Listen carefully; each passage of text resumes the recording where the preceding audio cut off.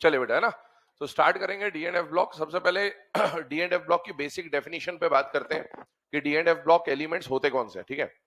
तो याद करिए, पीरियोडिक टेबल जब हम लोगों ने पढ़ा था तो हमने S block, P block, D block, F block, हर एक एलिमेंट के लिए या हर एक ब्लॉक का एलिमेंट किसे माना जाता है उसके लिए कुछ रूल्स लिखे थे। पहला पॉइंट ये था कि अगर लास्ट इलेक्ट्रॉन एस सबशेल में एंटर होता है तो उन एलिमेंट को एस ब्लॉक का माना जाता है।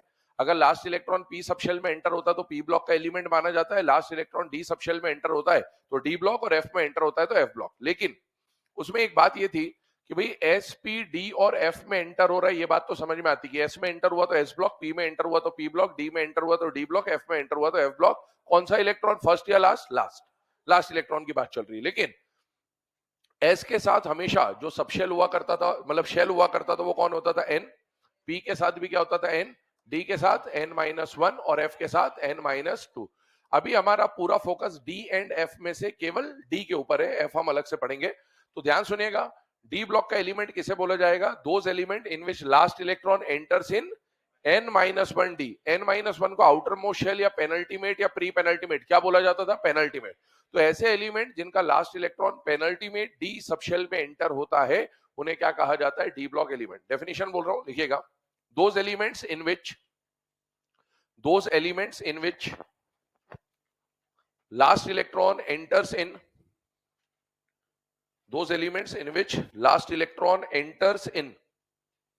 penultimate d subshell, those elements in which last electron enters in penultimate d subshell are known as d block elements. Are known as D block elements. Are known as D block elements, ठीक है ना। अच्छा, अगर F block पे जब हम जाएंगे तो क्या डेफिनेशन लिख रहे होंगे? ध्यान से सुनिएगा। Those elements in which last electron enters in pre penultimate, है ना, ये ध्यान से रखिएगा, पर वो उस टाइम पे लिखेंगे। आगे बात करते हैं इसमें। बेटा, डी ब्लॉक के एलिमेंट की डेफिनेशन तो देख ली हम लोगों ने। डी ब्लॉक एलिमेंट की एक जनरल इलेक्ट्रॉनिक कॉन्फ़िगरेशन होती है जो कि अगेन हमने पीरियोडिक टेबल में पढ़ा हुआ होता है। याद करिए, डी ब्लॉक के लिए जनरल कॉन्फ़िगरेशन होता था NS0 to 2 और n-1 में क्या आता था? D1 to 10। NS0 केवल और केवल पैलेडियम, एकमात्र एलिमेंट था पीरियोडिक टेबल का जिसका NS0 होता था, और वो कौन होता था? पैलेडियम। तो ये जनरल कॉन्फ़िगरेशन फटाफट नोट डाउन करिएगा। NS0 to 2, n-1, D1 to 10, है ना। ये सारी बातें हम लोग ऑलरेडी पढ़ चुके हैं पीरियोडिक टेबल में, बस उसी का रिवीजन चल रहा है बेसिकली एक तरह से।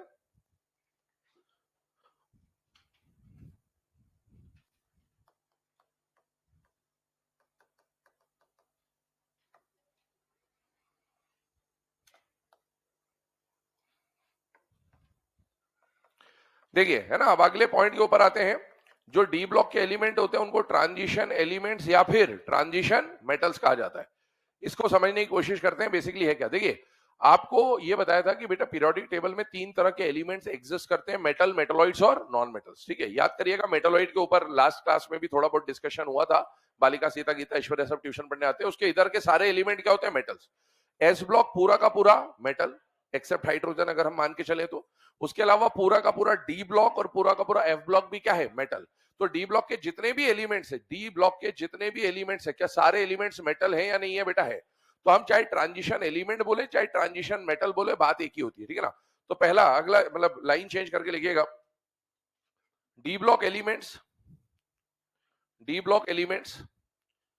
Are also known as transition metals. D block elements are also known as transition metals. Bracket में लिखिएगा, एक्सेप्ट जिंदगी कबाड़ा हो गई UUB, ZnCdHg UUB. D block elements are also known as transition metals except ZnCdHg and UUB. भाई, पूरा जो D block है, इधर ध्यान से देखिएगा ना, डी ब्लॉक की जब हम बात करते हैं तो ग्रुप नंबर 3 से लेकर कहां तक आता है? ग्रुप नंबर 12 तक, ठीक है। ग्रुप 3 में कौन आता है बेटा? सेकेंड ईयर लाएंगे सी। ग्रुप 11 में कौन आता है बेटा? क्यों, अजी, आंटी, ठीक है। और इसके बाद अगर हम लोग बात करें तो यहां पर आ जाता है जिंदगी कबाड़ा हो गई और UUB। अन बायम, ग्रुप नंबर 12 अन बायम, और ये ग्रुप नंबर 11 अन अनियम, ठीक है। तो ये सारे जो एलिमेंट है ना, इनको तो हम लोग क्या बोल देते हैं बेटा, ट्रांजिशन मेटल्स। क्या ये डी ब्लॉक के एलिमेंट है या नहीं है? ये भी डी ब्लॉक का एलिमेंट है, ये भी डी ब्लॉक का एलिमेंट है। इन डी ब्लॉक के एलिमेंट को बोला जाता है ट्रांजिशन मेटल, लेकिन ये डी ब्लॉक का तो है, लेकिन इसे ट्रांजिशन मेटल में काउंट नहीं करते। अब सवाल ये उठता है कि ठीक है सर, एक जनरल बात समझ में आ गई कि डी ब्लॉक एलिमेंट को ट्रांजिशन मेटल बोलते हैं, लेकिन ग्रुप 12 को क्यों नहीं बोला जाता, इसके ऊपर हमें बात करनी है। ठीक, एनसीईआरटी जब आप रीड करेंगे, अभी आज जितना भी लेक्चर में पढ़ाऊंगा, ठीक है, इसके बाद आपको मैं आज है ना उसी पे टेलीग्राम पे अपने एनसीईआरटी का जो पेज है वो एज इट इज है ना स्क्रीनशॉट लेके भेज दूंगा, उसको आपको रीड कर लेना एक बार, ताकि आज जो अपन ने पढ़ा वो एनसीईआरटी में क्या शब्दों में लिखा हुआ एक बार आप उसको पढ़ लेंगे तो क्लियर हो जाएगा। चैप्टर बहुत सिंपल है, बहुत सिंपल चैप्टर है, सिंपल है ना, मतलब सिंपलेस्ट ऑफ द चैप्टर है। लेकिन हाँ, चैप्टर छोटा है, सिंपल है, लेकिन जितना रीड करेंगे उतना बेटर होगा, ये बात ध्यान रखना। एम्स का सबसे फेवरेट चैप्टर हुआ करता था D and F block. NCERT में बड़ी खतरनाक खतरनाक बातें लिखी है डी एंड एफ ब्लॉक के अंदर, मतलब अगर निपटाना चाहेगा तो 2 मिनट नहीं लगेंगे, उसको आराम से निपटा के चले जाएगा, समझ भी नहीं आएगा क्या हो गया अपने साथ। ठीक है, ध्यान रखिएगा, ऐसा चैप्टर है। क्वेश्चन नीट में सिंपल आते हैं, लेकिन जब टफ बनाना होगा तो इससे बढ़िया चैप्टर भी नहीं है टफ क्वेश्चन देने के लिए। सॉल्ट वोल्ट सब कुछ नहीं लगते इस चैप्टर के सामने, ये बात ध्यान रखना। ठीक है, इसीलिए एनसीईआरटी रीडिंग इस चैप्टर की बहुत जरूरी है। हर लाइन कोशिश करूंगा यहीं पे कवर हो जाए, नहीं भी हो तो आप घर पे जब रीड करेंगे डाउट आएगा है ना, 1-on-1 ले आइएगा, यहाँ पर मैं आपको लाइन एक्सप्लेन कर दूंगा, परेशान नहीं होना ना। चलिए आइए यहाँ पर बात करते हैं ग्रुप नंबर 12 की, ZnCd HgUUB। इसको ट्रांजिशन मेटल नहीं बोला जाता। एनसीईआरटी जब आप रीड करेंगे है ना, तो उसके फर्स्ट पेज पे आपको ये बातें मिल जाएंगी। और देखो क्या बोल रहा है, ट्रांजिशन मेटल की 2 डेफिनेशन है बेसिकली, है ना। ओल्ड डेफिनेशन क्या थी कि ट्रांजिशन मेटल इन्हें इसलिए कहा जाता है क्योंकि डी ब्लॉक की जो प्रॉपर्टी है, डी ब्लॉक पीरियोडिक टेबल में कहां आता है, एस ब्लॉक और पी के बीच में, है ना। तो जब हम यहां से एस से पी पे मूव करते हैं तो बीच में ये कहीं लाई कर रहा होगा, मतलब ये एस से पी तक जाने में ट्रांजिशन फेज के फॉर्म में काम कर रहा है, इसके थ्रू ही आपको ट्रांजिट करके एस से पी तक जाना पड़ेगा। तो एनसीईआरटी क्या लिखता है कि पुराने समय में इसको ट्रांजिशन एलिमेंट क्यों बोलता था, because it helps in transition from S to P block, या इसकी प्रॉपर्टी जो होगी वो एस और पी ब्लॉक के बीच की कहीं प्रॉपर्टी होगी, क्योंकि अरेंजमेंट ही वैसा है, तो इसीलिए इसको क्या बोला जाता था, ट्रांजिशन मेटल। ये पहला पॉइंट है जो लिखा जाता है, और ये ओल्ड रिकमेंडेशन है। अभी न्यू रिकमेंडेशन जो आईयूपीएससी का है वो कॉन्फ़िगरेशन के बेस पे, पहले अपन इस पॉइंट को लिखते हैं, है ना। यहां पर अपन ने जो लिखा है कि D block elements are known as transition metal, उसके आगे लिखेगा they are known as transition metals because, they are known as transition metals because, reason लिख रहे मतलब ऊपर वाले स्टेटमेंट का basically, they are known as transition metals because they help in transition from S block to P block. They help in transition from S block to P block. They help in transition from S block to P block. तो ये वाले statement में मुझे नहीं लगता ऐसा कोई है ना दिक्कत वाली बात है, समझ में आता है ट्रांजिशन का मतलब क्या है। ट्रांजिशन का मतलब क्या, मूवमेंट, एस से पी तक के मूवमेंट में बीच में काम आता है, इसलिए इसको क्या बोल देते हैं बेटा, ट्रांजिशन मेटल। दूसरी बात पे आते हैं, ध्यान सुनिएगा। डी ब्लॉक एलिमेंट्स में ट्रांजिशन मेटल इसको क्यों कहा गया है, उसके सेकंड रीजन पे चलते हैं। सेकंड रीजन है कॉन्फ़िगरेशन बेस्ड। कॉन्फ़िगरेशन बेस्ड क्या, और ये जो अभी हम लिख रहे हैं ये लेटेस्ट रिकमेंडेशन है। जब भी एनसीईआरटी ऐसा लिखता है कि आईयूपीएससी ने ये रिकमेंड करा है कि अगर किसी मेटल, डी ब्लॉक का ही एलिमेंट हो, अगर किसी एलिमेंट के ग्राउंड स्टेट मतलब एटॉमिक स्टेट है ना, या फिर आयनिक स्टेट में n-1d इनकम्प्लीट हो, ध्यान सुनना किसके ऊपर बात कर रहा है, n-1d इनकम्प्लीट के ऊपर बात हो रही है। और n-1d इनकम्प्लीट क्या चाहिए, कब चाहिए, या तो एटॉमिक स्टेट में या फिर आयनिक स्टेट में। पहले इसको लिखते हैं फिर इसका मीनिंग समझते क्या है। लाइन चेंज करके लिखेगा, according to latest recommendations, according to latest recommendations, if D block elements, according to latest recommendation, if D block elements have D block elements have incomplete n-1d subshell,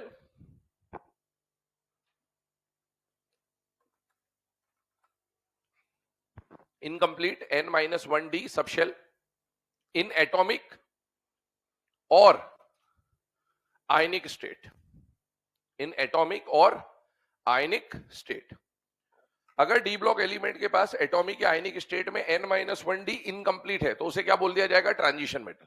अब इसको समझते हैं ना, हमने बोला ZnCdHgUUB को हमने ट्रांजिशन मेटल काउंट नहीं किया है ना, तो क्यों नहीं किया है उसका कारण समझते हैं। बेटा एक बात बताओ, अगर मैं 3D सीरीज की बात करता हूं तो 3D सीरीज का पहला एलिमेंट कौन है? स्कैंडियम, फिर टाइटेनियम, वेनेडियम, क्रोमियम, मैंगनीज, है ना, इस तरह से कॉपर, और कौन आएगा? जिंक। इनको तो आपने बोला है कि ये ट्रांजिशन है, और इसको आप बोल रहे हो कि ये ट्रांजिशन नहीं है। अब कारण समझते हैं लेटेस्ट रिकमेंडेशन के हिसाब से। मुझे बताइए, स्कैंडियम का जो कॉन्फ़िगरेशन होता है, क्या वो 4s2 3d1 हुआ करता है कि नहीं हुआ करता? हुआ करता है। अब मैं स्कैंडियम, कॉपर और जिंक के बारे में बात करूंगा। कॉपर का कॉन्फ़िगरेशन एक्सेप्शनल है, 4s1 3d10, और जिंक का कॉन्फ़िगरेशन है 4s2 3d10। ये कॉन्फ़िगरेशन अपन लिख दिया। मुझे बताओ, अगर इसके डी के बारे में बात कर रहा हूं, डी अगर मैं बोल रहा हूं कि इनकम्प्लीट होना चाहिए, इनकम्प्लीट मतलब डी अगर कंप्लीट है तो कितने इलेक्ट्रॉन होंगे? 10। अगर डी में 10 से कम इलेक्ट्रॉन है मतलब वो फुलफिल्ड होगा या इनकम्प्लीटली फिल्ड होगा? इनकम्प्लीटली फिल्ड होगा ऑब्वियसली। अगर किसी मेटल का कॉन्फ़िगरेशन D1 से लेकर D9 दिखता है, इसका मतलब है उसका डी इनकम्प्लीट है, ये समझ में आना चाहिए। और D10 आ गया, इसका मतलब है वो कंप्लीट है। ठीक है ना? अब सुनिएगा, क्या ये कंप्लीट है या इनकम्प्लीट है? इनकम्प्लीट। अगर किसी मेटल का कोई डी ब्लॉक का एलिमेंट हो, है ना, 3D 4D 5D 6D, और उसका डी इनकम्प्लीट है मतलब उसको ट्रांजिशन मेटल माना जाएगा। इधर आइए, कॉपर को देखिए, क्या कॉपर में डी इनकम्प्लीट है या कंप्लीट है? कंप्लीट है। पर अभी आपने कौन सा स्टेट देखा? एटॉमिक। अभी आयनिक भी देखना है। कॉपर की दो आयंस बनते हैं, क्यूप्रस और क्यूप्रिक। ठीक है, अभी इस चैप्टर में भी पढ़ेंगे, बट ये तो इतना तो प्रीवियस नॉलेज से भी हमें पता है कि कॉपर के दो आयंस होते हैं, Cu+1 और Cu+2।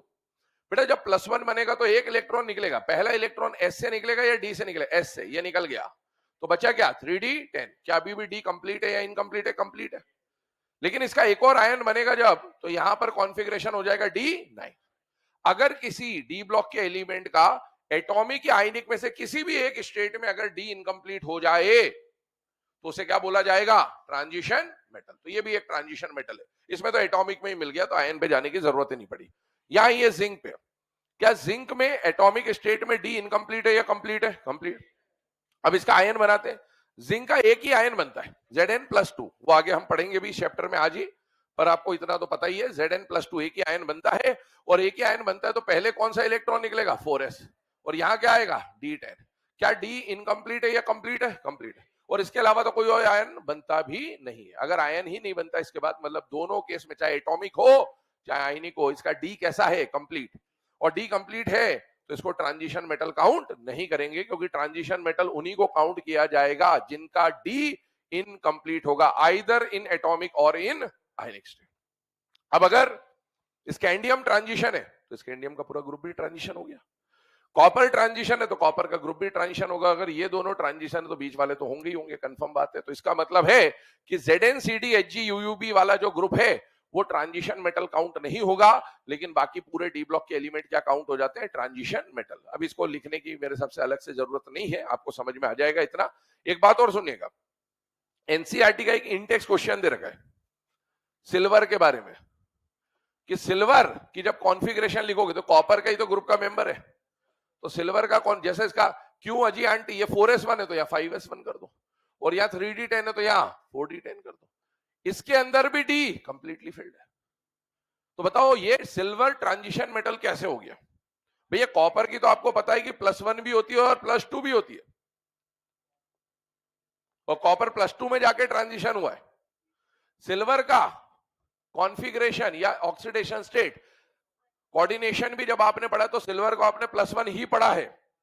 तो बताओ सिल्वर अगर +1 है तो ये इलेक्ट्रॉन निकल जाएगा, ये निकल जाएगा तो 4d10 बचा रहेगा। तो ये कंप्लीट है या इनकम्प्लीट है? कंप्लीट है। कंप्लीट है तो फिर सिल्वर को कैसे ट्रांजिशन मान लिया गया? सिल्वर को कैसे मान लिया गया? +2 दिखेगा नहीं आपको सिलेबस में कहीं पर भी, लेकिन सिल्वर +2 भी शो करता है, ये पता होना चाहिए। ठीक है, ध्यान रखिएगा। तो जैसे कॉपर ने +2 बनाया ना, वैसे सिल्वर भी +2 दिखाता है। हमारे सिलेबस में काम नहीं आता, लेकिन हाँ ये ध्यान रखिएगा, सिल्वर भी वेरिएबल ऑक्सीडेशन स्टेट दिखाता है। सिल्वर +2 में भी कंपाउंड बनाता है, और इसीलिए सिल्वर को भी क्या माना जाएगा बेटा? Transition metal. ध्यान रखिएगा ना, सेम कॉपर जैसी कहानी उसकी भी है। पढ़ने में नहीं आता, इसलिए बच्चे के मन में सवाल आ सकता है कि सर सिल्वर सिर्फ +1 दिखाता है तो कैसे हो गया ट्रांजिशन? सिल्वर भी +1 के अलावा +2 भी, कभी कभार +3 भी दिखा देता है, ये भी ध्यान रखिएगा ना। चलिए अब आगे बढ़ते हैं। तो ये तो हम लोगों ने जो बेसिक बातें करी कि भाई डी ब्लॉक का एलिमेंट क्या है और डी ब्लॉक का कॉन्फ़िगरेशन क्या है और डी ब्लॉक के एलिमेंट्स को क्या बोला जाता है। ट्रांजिशन मेटल ग्रुप 12 को डी ब्लॉक का एलिमेंट माना जाएगा, लेकिन ट्रांजिशन मेटल काउंट नहीं किया जाएगा। एक और बात, एनसीईआरटी लिखता है ना कि भैया इनके पास डी इनकम्प्लीट नहीं है, इसलिए इनको ट्रांजिशन मेटल नहीं मानते, लेकिन इनको पढ़ते इन्हीं के साथ है, क्योंकि it is the end member of the 3D series, it is the end member of the 4D series, it is the end member of 5D and 6D series. तो ये बात हम जानते हैं कि जब 3D सीरीज की बात आएगी तो 3D सीरीज में तो स्कैंडियम से जिंक तक काउंट होगा, लेकिन क्या जिंक एक ट्रांजिशन मेटल है? तो नहीं, जिंक एक ट्रांजिशन मेटल नहीं है। क्या 4D सीरीज की जब हम बात करेंगे तो 4D सीरीज में यूट्रियम से लेकर कैडमियम तक आएगा कि नहीं आएगा? आएगा, क्योंकि वो डी ब्लॉक का मेंबर तो है, लेकिन क्या कैडमियम को ट्रांजिशन मेटल बोला जा सकता? तो नहीं, कैडमियम को ट्रांजिशन मेटल नहीं बोला जा सकता। डी ब्लॉक मेंबर बोल सकते हो, लेकिन ट्रांजिशन मेटल नहीं बोल सकते, ठीक है। जैसे बेरिलियम या हाइड्रोजन, हाइड्रोजन को ग्रुप 1 का पार्ट तो मानोगे, लेकिन हाइड्रोजन को अल्कली मेटल नहीं बोल सकते। वैसे ZnCdHg को डी ब्लॉक का मेंबर तो बोल सकते हो, 3D 4D 5D 6D का तो मेंबर बोल सकते हो, लेकिन ट्रांजिशन मेटल नहीं बोला जा सकता, ठीक है। चलिए आगे बढ़ते हैं, अगले पॉइंट के ऊपर मूव करते हैं। एक स्टेटमेंट बोल रहा हूं, नोट बना के लिखिएगा। D block elements, D block elements,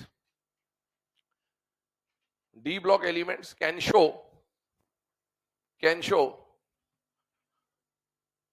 horizontal as well as vertical similarities.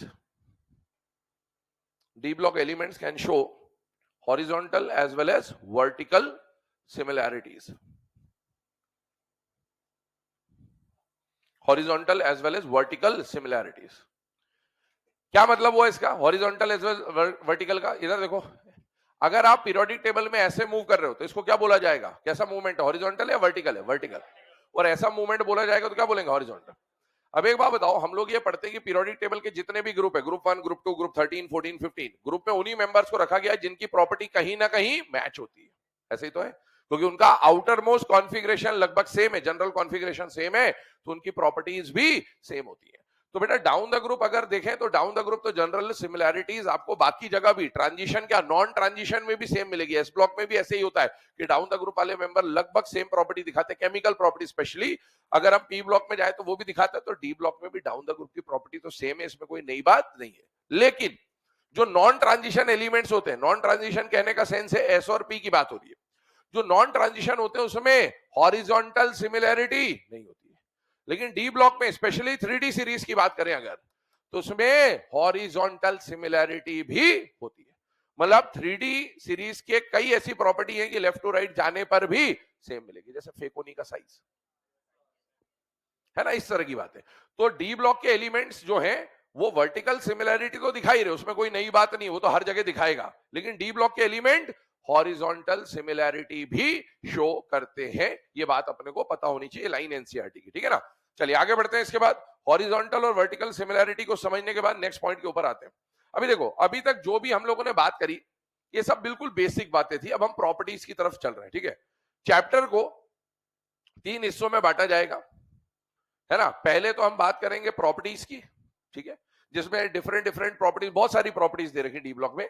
जैसे हम बात करेंगे तो ऑक्सीडेशन स्टेट क्या क्या आ सकती है, इलेक्ट्रोड पोटेंशियल किसका ज्यादा होगा कम होगा, किसके कंपाउंड ज्यादा स्टेबल होंगे कम स्टेबल होंगे, कौन से कंपाउंड एग्जिस्ट करेंगे नहीं करेंगे, ठीक है। इसके बाद डी ब्लॉक के एलिमेंट्स क्या कॉम्प्लेक्स कंपाउंड भी बनाते हैं, यस। क्या डी ब्लॉक के जो कार्बाइड्स होते हैं वो इंटरस्टिशियल कार्बाइड्स भी होते हैं, तो यस। इस तरह की बहुत सारी बातें यहां आएंगी, आई आएगा, रेडियस आएगा, मेल्टिंग पॉइंट आएगा, बॉइलिंग पॉइंट आएगा, इस तरह की बातें आएंगी। उसके बाद प्रॉपर्टीज के बाद, है ना, फिजिकल प्रॉपर्टीज को एक बार समझने के बाद हम लोग जाएंगे रिएक्शंस के ऊपर। और रिएक्शन में आपको पता है 2 कंपाउंड्स मेनली हमको पढ़ने होते हैं, केमिनोफोर और एक K2Cr2O7। तो ये 3 पार्ट्स में हमको ये चैप्टर कंप्लीट करना है। पहले हम लोग प्रॉपर्टीज के बारे में बात कर रहे हैं, हेडिंग डालेंगे फिजिकल प्रॉपर्टीज, फिजिकल प्रॉपर्टीज।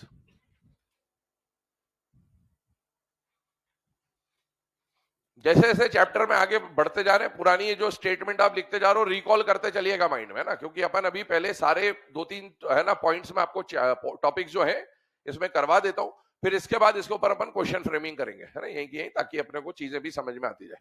तो अपन देखते हैं कितनी देर तक रिकॉल कर सकते हैं, ठीक। आइए, पहला जो आता है वो आता है जनरल कैरेक्टरिस्टिक्स। फर्स्ट प्रॉपर्टी में लिखेगा general characteristics.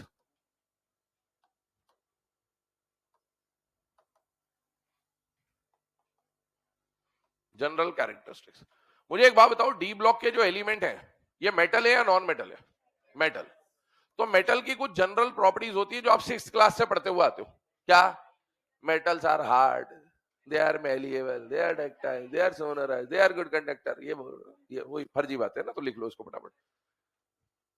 They are hard, comma malleable, comma ductile. अब स्पेलिंग याद ना हो 6ठी से लेकर अभी तक पढ़ने के बाद तो बात अलग है ना? ये होता है ना, दिक्कत आती है कई बार। Shiny, lustrous, not shiny, lustrous. ठीक है, बस 2-4 ऐसे लिख लो, है ना? अपने ये पता होना चाहिए कि ऐसी कुछ प्रॉपर्टी है जो अपन पढ़ते हुए आ रहे हैं, इसमें क्वेश्चन आने के चांसेस नहीं है। ठीक है ना? They are hard, malleable, ductile, lustrous, sonorous. ठीक है, इस तरह से बस इतनी बातें लिख लें। अब आते हैं यहां पर अगले पॉइंट के ऊपर। देखिएगा, यहां से स्टार्ट कर रहे हैं मेन प्रॉपर्टीज। प्रॉपर्टी कौन सी आ रही है? Magnetic nature. अब मैग्नेटिक नेचर में याद करिएगा, हम लोग मैलिएबल, डक्टाइल ये सब तो अपन ने देख लिया, ये तो जनरल कैरेक्टरिस्टिक्स हो गए। लेकिन याद करो, मैग्नेटिक नेचर में हम केमिकल बॉन्डिंग से पढ़ते आते हैं पैरामैग्नेटिक, डायामैग्नेटिक। पैरा कौन होता है? जिसके पास अनपेयर्ड होता है। और डाया कौन होता है? जिसके पास अनपेयर्ड नहीं होता। पूरा कोऑर्डिनेशन केमिस्ट्री हमने पढ़ा, म्यू एस निकाला है हमने बार बार। म्यू एस का मतलब क्या होता है? Spin only magnetic moment. और स्पिन ओनली मैग्नेटिक मोमेंट क्या? Number of unpaired electron n पे डिपेंड करता है कि नहीं करता? करता है। जिसके पास नंबर ऑफ अनपेयर्ड इलेक्ट्रॉन ज्यादा, उसका स्पिन ओनली मैग्नेटिक मोमेंट भी ज्यादा। 0 अनपेयर्ड तो 0, 1 अनपेयर्ड तो 1 पॉइंट समथिंग, 2 अनपेयर्ड तो 2 पॉइंट समथिंग, 4 अनपेयर्ड तो 4 पॉइंट समथिंग, 5 अनपेयर्ड तो, और डी में 5 से ज्यादा अनपेयर्ड आ नहीं सकते डी में, है ना? एस आ जाए, पी आ जाए तो बात अलग है, फिर तो काउंट हो जाएगा, एक्यूमुलेट हो जाएगा। चलिए आइए, मैग्नेटिक नेचर की बात कर रहे हैं हम लोग। स्टार्ट करेंगे किसके बारे में? 3D सीरीज, क्योंकि मेनली हमको इस पूरे चैप्टर में 3D सीरीज के बारे में ही पढ़ना है। ठीक, 3D सीरीज के एलिमेंट याद करो, रिकॉल करो एक बार, और कॉन्फ़िगरेशन भी रिकॉल करेंगे। Scandium, titanium, vanadium, chromium, manganese, फिर आयरन, कोबाल्ट, निकल, कॉपर और जिंक। ठीक है, अच्छा अब इनकी कॉन्फ़िगरेशन पे बात करते हैं। तो याद कर को, इनके इलेक्ट्रॉनिक कॉन्फ़िगरेशन क्या क्या थी बेटा? इसका कॉन्फ़िगरेशन था 4s2 3d1, इसका कॉन्फ़िगरेशन था 4s2 3d2। लिखते भी जाओ, चाहो तो साथ साथ लिख लो इस चीज को। 4s2 3d3, क्रोमियम में एक्सेप्शन आ जाता था तो 4s1 3d5, then 4s2 3d5,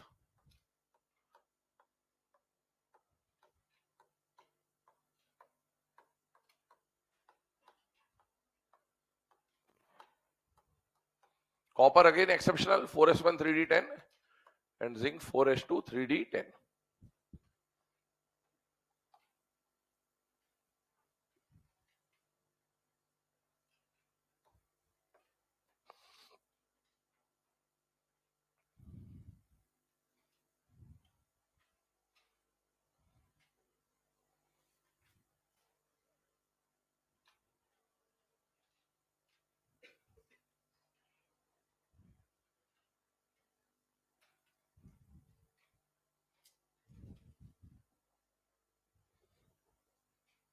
कल का पेपर कैसा रहा? बढ़िया रहा, बहुत बढ़िया।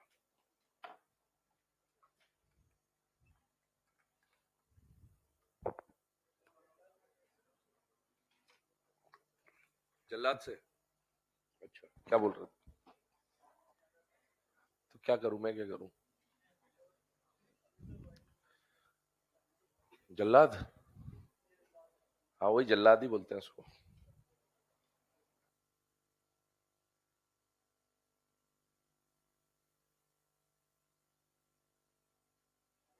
है? हाँ वैसे ही करना है वो। चंड मुंड रिएक्शन आती ना, रोजन मुंड।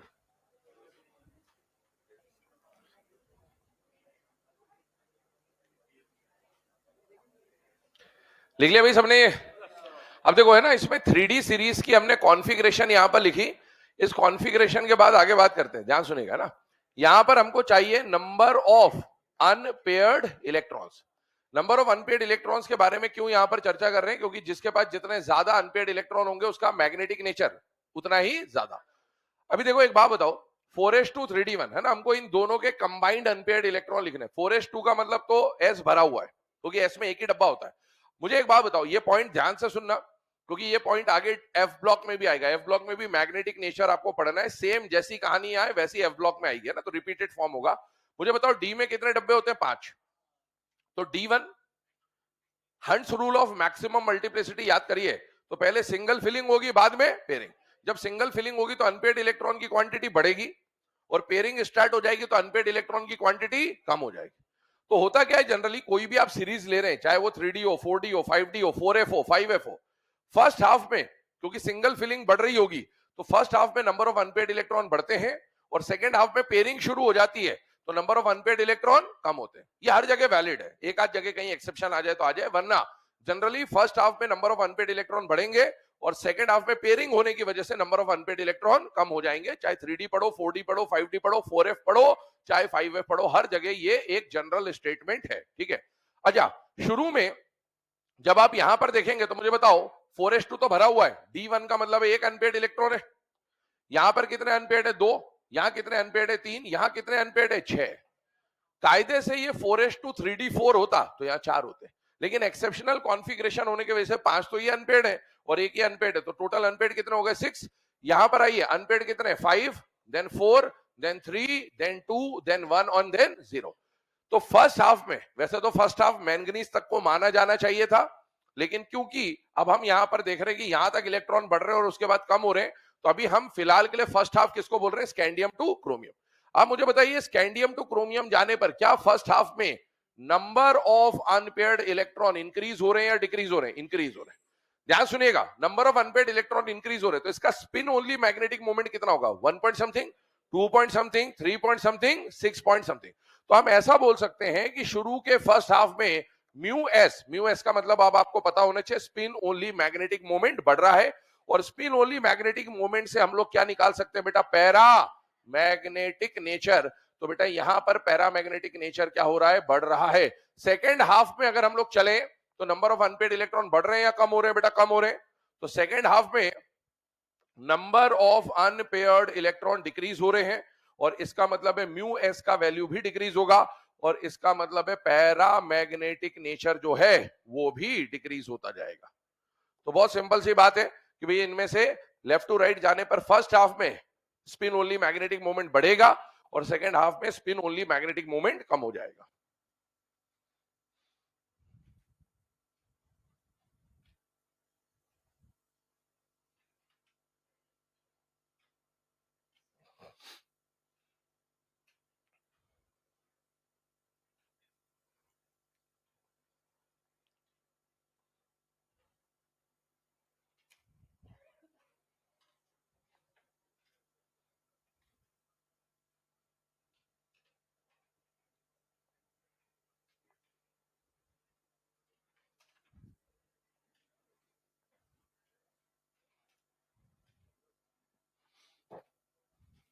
चलिए, है ना।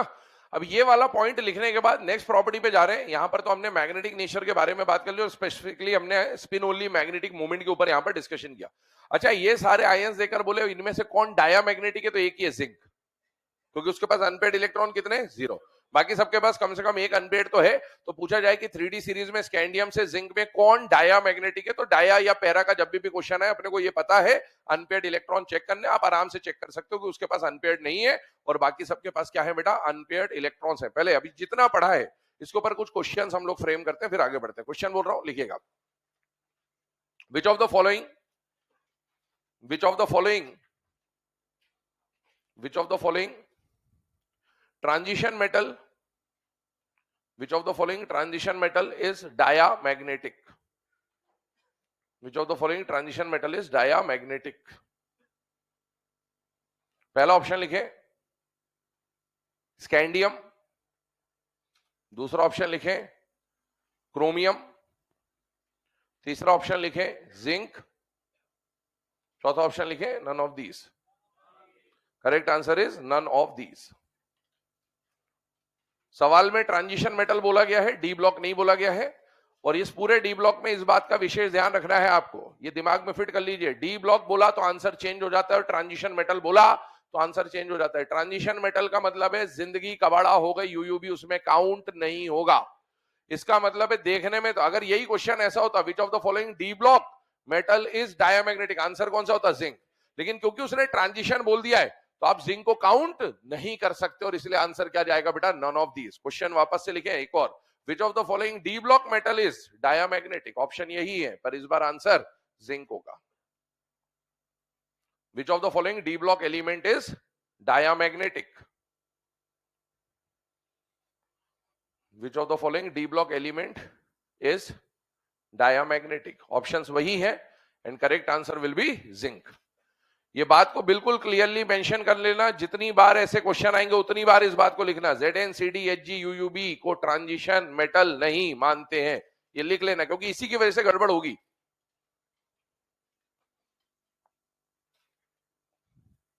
चैप्टर खत्म होते होते कम से कम 10 बार ये बात मैं बोल दूंगा कि ऐसा हो रहा होगा, पर 10 बार में भी अगर आपको याद नहीं हुआ तो फिर समझ लेना याद नहीं होगा, है ना? ध्यान रखिएगा इस बात का। चलिए, क्या हो गया? सही है, अच्छा चलो अब आगे बढ़ते हैं। अगला क्वेश्चन बोल रहा हूं, लिखिएगा, which of the following shows maximum spin only magnetic moment? Which of the following shows maximum spin only magnetic moment? Which of the following shows maximum spin only magnetic moment? पहला option scandium, दूसरा option chromium, तीसरा option copper, चौथा option zinc. Correct answer is chromium. भैया जिसके पास सबसे ज्यादा unpaired electron होंगे उसी का स्पिन ओनली मैग्नेटिक मोमेंट सबसे ज्यादा होगा। जितने ज्यादा unpaired electron, spin only magnetic moment या म्यू एस का वैल्यू उतना ही ज्यादा होगा। ठीक है, चलिए आगे बढ़ते हैं। ये पॉइंट को डिस्कस करने के बाद नेक्स्ट पॉइंट के ऊपर चलते हैं। अगला पॉइंट क्या रहा बेटा? दो प्रॉपर्टीज हमने अभी डिस्कस करी, एक तो जनरल प्रॉपर्टीज था और एक क्या आ गया था बेटा? मैग्नेटिक नेचर या फिर अनपेड इलेक्ट्रॉन जिसको हमने बोला। तीसरा जो प्रॉपर्टी आ रहा है दैट इज मेल्टिंग पॉइंट। अब बहुत इत्मीनान से समझिएगा मेल्टिंग पॉइंट वाले कॉन्सेप्ट को, इधर देखिएगा ध्यान से। अभी तक हम लोग क्या करते थे मेल्टिंग पॉइंट में, याद करें प्रीवियस क्लास में जो पी ब्लॉक में मैंने बताया हुआ था, है ना, CA56 को इसके बारे में जानकारी नहीं है, प्रो वालों को जानकारी है तो सुन लेंगे। पॉइंट ये था कि उसमें हम लोग देखते थे कि शुरू के 4 ग्रुप में हम लोग देखते थे छोटा बड़ा हार्ड सॉफ्ट मेल्टिंग पॉइंट के, और बाद में क्या देखते थे? Van der Waals force. यहां पर डी ब्लॉक में वो नॉन ट्रांजिशन मेटल्स के लिए कहानी थी, मतलब एस और पी ब्लॉक के लिए कहानी थी। यहां पर अगर हम बात करें मेल्टिंग पॉइंट की तो यहां पर एक सीधा सा कॉन्सेप्ट है कि इनका मेल्टिंग पॉइंट डिपेंड करता है नंबर ऑफ अनपेयर्ड इलेक्ट्रॉन पे। किस पे डिपेंड करता है? नंबर 1। एक जनरल रिलेशन है कि melting point is directly proportional to number of unpaired electron. ये यहां पर आपके लिए काम करेगा ये पॉइंट। तो डी ब्लॉक के जब भी हमको मेल्टिंग पॉइंट का क्वेश्चन आए तो उसके लिए कॉमन सा फिनोमिना है, जितने ज्यादा अनपेयर्ड इलेक्ट्रॉन होंगे उतना ही ज्यादा क्या दिखाएगा? Melting point. क्यों ऐसा होगा उसका कारण समझाता हूं थोड़ी देर में, बट इधर आइए 2 मिनट के लिए। एक बात बताओ, अगर इसमें हम लोग बात करें तो क्या शुरू से आगे बढ़ने पर यहां पर देखिएगा क्या number of unpaired electron first half में बढ़ रहे हैं या कम हो रहे हैं? बढ़ रहे हैं। और सेकेंड हाफ में कम हो रहे हैं। तो मैंने अभी आपको एक बात बोली कि जैसे जैसे नंबर ऑफ अनपेयर्ड इलेक्ट्रॉन बढ़ेंगे मेल्टिंग पॉइंट बढ़ेगा, और जैसे जैसे नंबर ऑफ अनपेयर्ड इलेक्ट्रॉन कम होंगे मेल्टिंग पॉइंट कम होगा, because melting point was directly proportional to number of unpaired electron. General fact बात कर रहे हैं तो फर्स्ट हाफ मतलब क्रोमियम तक, है ना, अनपेयर्ड इलेक्ट्रॉन बढ़ रहे हैं तो मेल्टिंग पॉइंट बढ़ना चाहिए, और सेकेंड हाफ में मेल्टिंग पॉइंट कम हो जाना चाहिए। तो ये एक जनरल स्टेटमेंट है, बिल्कुल सही है। यहां पर अगर हम इसके हिसाब से बात करें, ध्यान से देखिएगा, तो एक ग्राफ बनाने की कोशिश कर रहा हूं क्योंकि ये ग्राफ एनसीईआरटी में गिवन है। यहां पर अपन Z की बात करेंगे एटॉमिक नंबर, और यहां पर हम किसकी बात करेंगे? Melting point. फर्स्ट हाफ में मेल्टिंग पॉइंट बढ़ेगा और सेकेंड हाफ में मेल्टिंग पॉइंट घटेगा। तो बेटा अगर मेल्टिंग पॉइंट की बात करें तो मेल्टिंग पॉइंट पहले बढ़ना चाहिए था क्रोमियम तक, ये स्कैंडियम हो गया, ये क्रोमियम हो गया, और फिर कम हो जाना चाहिए था। और यहां पर कौन आना चाहिए था? जिंक। और स्कैंडियम और जिंक में जिंक नीचे रहेगा क्योंकि उसका अनपेयर्ड इलेक्ट्रॉन कम है। तो ये बात समझ में आनी चाहिए, ग्राफ ऐसा कुछ बनना चाहिए था। इसका जो ग्राफ देखा गया वो थोड़ा सा चेंज है, तो ग्राफ कैसा है आइए उसके ऊपर बात करते हैं। इसका जो ग्राफ है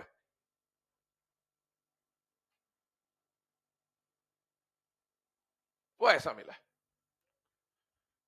कैसा मिला? इस तरह का। क्या ये M दिख रहा है? M for melting point. D block के मेल्टिंग पॉइंट का ग्राफ जो है उसको सीधा सीधा कुछ नहीं करना है, M बनाना है। लेकिन M बनाने में भी कई तरह के M बन सकते हैं।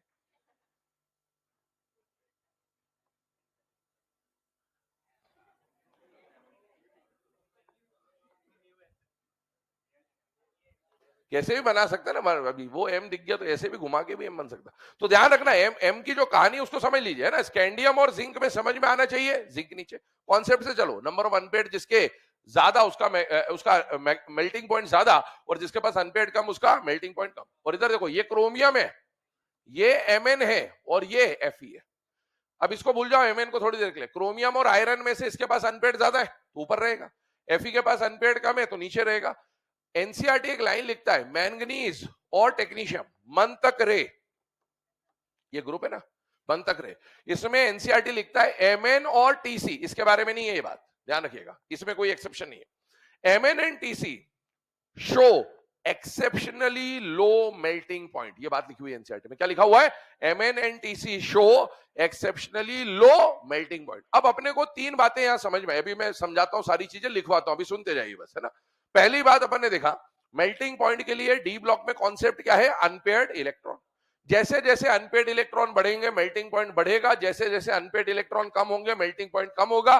फर्स्ट हाफ में अनपेयर्ड इलेक्ट्रॉन बढ़ते हैं तो मेल्टिंग पॉइंट बढ़ेगा, सेकंड हाफ में अनपेयर्ड इलेक्ट्रॉन कम होते तो मेल्टिंग पॉइंट कम होगा।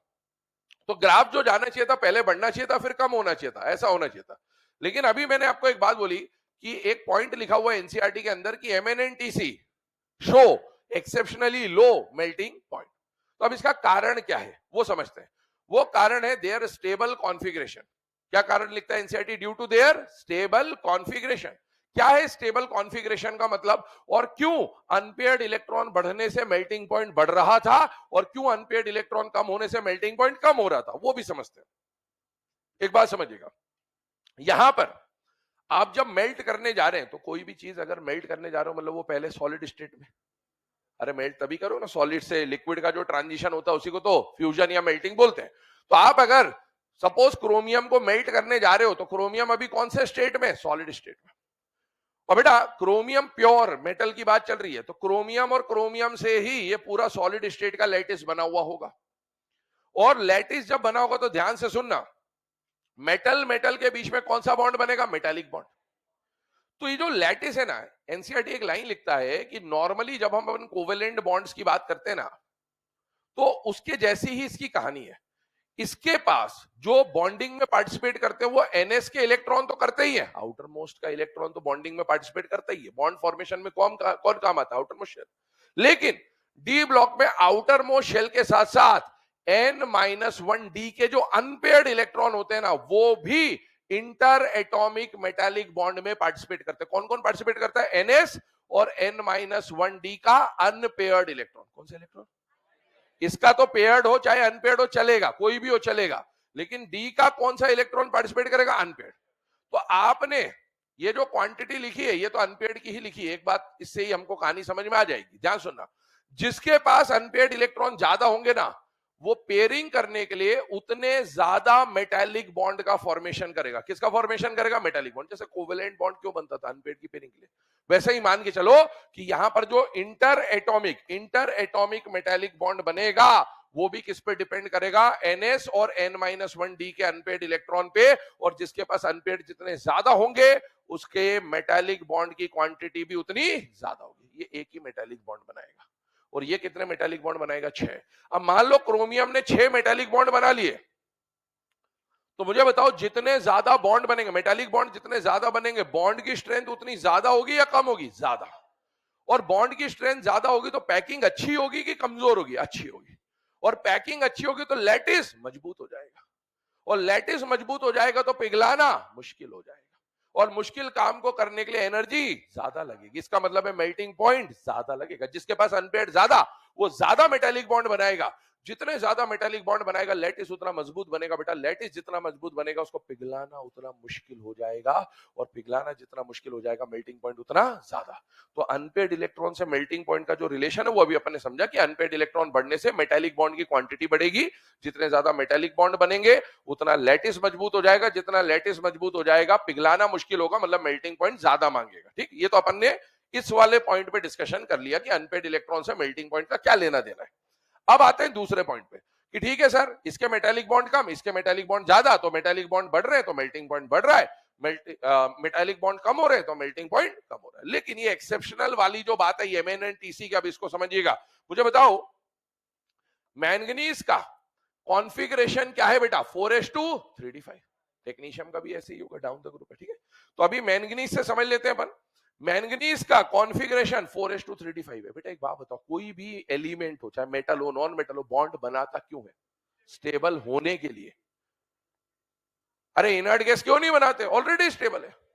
तो कोई भी एलिमेंट अगर बॉन्ड बनाता है तो क्यों बनाता है? स्टेबल होने के लिए। स्टेबिलिटी को कैसे पहचानते हैं? हाफ फिल्ड या फुल फिल्ड कॉन्फ़िगरेशन, यही तो स्टेबिलिटी का मायना है हमारे लिए। इनर्ट गैस को क्यों स्टेबल मानते हो? ऑक्टेट भरा हुआ है या आउटर मोस्ट शेल पूरा भरा हुआ है, ऐसी बात। इसको देखो, क्या इसके ये वाली कॉन्फ़िगरेशन स्टेबल है या अनस्टेबल है? स्टेबल। और ये वाली कॉन्फ़िगरेशन स्टेबल है कि अनस्टेबल है? स्टेबल। ये हाफ फिल्ड कॉन्फ़िगरेशन है बेटे। अब मुझे बताओ, अगर इसकी ये कॉन्फ़िगरेशन ऑलरेडी स्टेबल है तो जब ये बॉन्डिंग में जाएगा, इससे एक और बात याद आएगी, जाने मन का साइज बराबर था। उसी पे जा रहे हैं अपन अल्टीमेटली। वहां पर भी मैंने बोला था बाद में काम आएगा मेल्टिंग पॉइंट में, ठीक है ना। ध्यान सुनना, इसका जो मेटालिक, बताओ एमएन, जो एमएन का ये एटम है और दूसरा जो एमएन का एटम है, ये पहले से स्टेबल है या नहीं है? हाफ फील्ड कॉन्फ़िगरेशन लेके बैठा हुआ है। इसको भी देखो, क्या ये पहले से स्टेबल है या नहीं है? हाफ फील्ड स्टेबल लेके बैठा हुआ है। और अगर ये भी स्टेबल है, ये भी स्टेबल है, फिर भी इनको बोला बॉन्ड बनाओ बॉन्ड बनाओ बॉन्ड बनाओ, काहे को बनाने का बॉन्ड? पहले से स्टेबल है। तो ये बॉन्ड बना तो लेगा, लेकिन याद करिए उतनी शिद्दत से बॉन्ड नहीं बनाएगा, क्योंकि इसकी स्टेबिलिटी ऑलरेडी है। तो इसका जो बॉन्ड बनेगा ना, उतना स्ट्रांग नहीं बनेगा जितना स्ट्रांग बनना चाहिए था। या कोई अनस्टेबल जितना अच्छा बॉन्ड बनाएगा, ये उतना स्ट्रांग बॉन्ड नहीं बनाएगा। और अगर ये स्ट्रांग बॉन्ड नहीं बनाएगा तो बताओ लैटिस मजबूत बनेगा कि खोखला बनेगा? खोखला। और लैटिस खोखला है तो पिघलाना आसान हो जाएगा। पिघलाना आसान हो जाएगा मतलब मेल्टिंग पॉइंट कम। तो मैंगनीज और टेक्नीशियम के बारे में क्लियरली मेंशन्ड है कि ये दोनों के अंदर स्टेबल हाफ फील्ड कॉन्फ़िगरेशन मिलने की वजह से इनका जो मेल्टिंग पॉइंट है वो एक्सेप्शनली लो हो जाता है। एक्सेप्शनली लो होने का मतलब, कायदे से तो क्रोमियम से तो इसका मेल्टिंग पॉइंट कम ही होना था, लेकिन आयरन से इसका मेल्टिंग पॉइंट ज्यादा होना चाहिए था। लेकिन जब आप ग्राफ देखोगे तो ये क्रोमियम से भी कम है और आयरन से भी कम है, मतलब it is showing an exceptionally low melting point, जो कि होना नहीं चाहिए था, बट क्यों हो गया? Due to stable configuration. ठीक है। तो अब आइए, अभी ये सारी बातें जो अभी हमने पढ़ी है, इसको स्टेटमेंट के फॉर्म में अब आपको लिखा रहा हूं मैं। हेडिंग डाल लेंगे मेल्टिंग पॉइंट, ये वाला पॉइंट लिख लेंगे। Generally melting point directly proportional to number of unpaired electrons.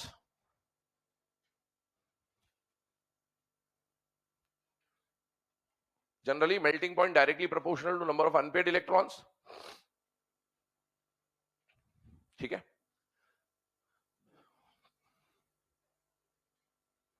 चलिए अब स्टेटमेंट बोल रहा हूं, लिखते जाइएगा।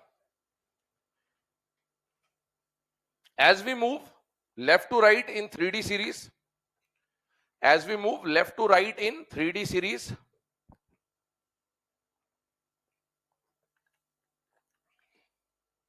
as we move left to right in 3D series, in the first half,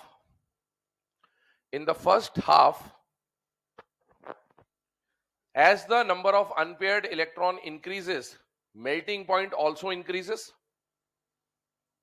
In the first half, as the number of unpaired electrons increase, the melting point also increases. First half में number of unpaired electron बढ़ते हैं, तो number of unpaired electron बढ़ेंगे तो melting point भी बढ़ेगा। And in the second half,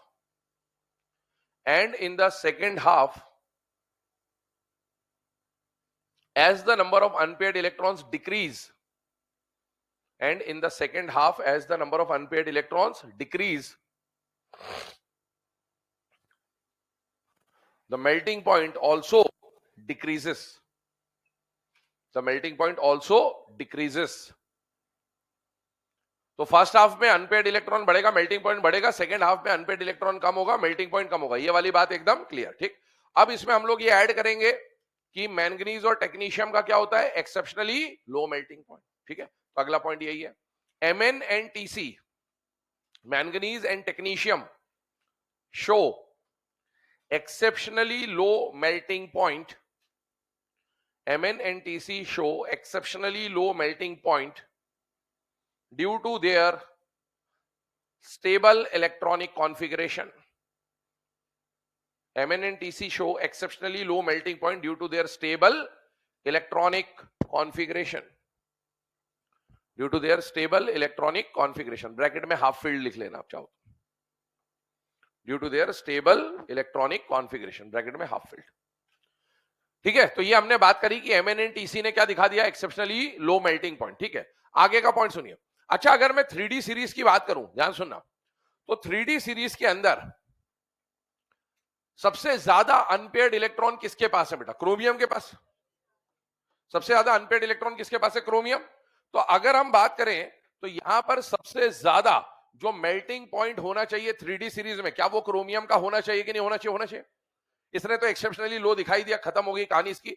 और सबसे कम मेल्टिंग पॉइंट किसका होगा? जिंक का।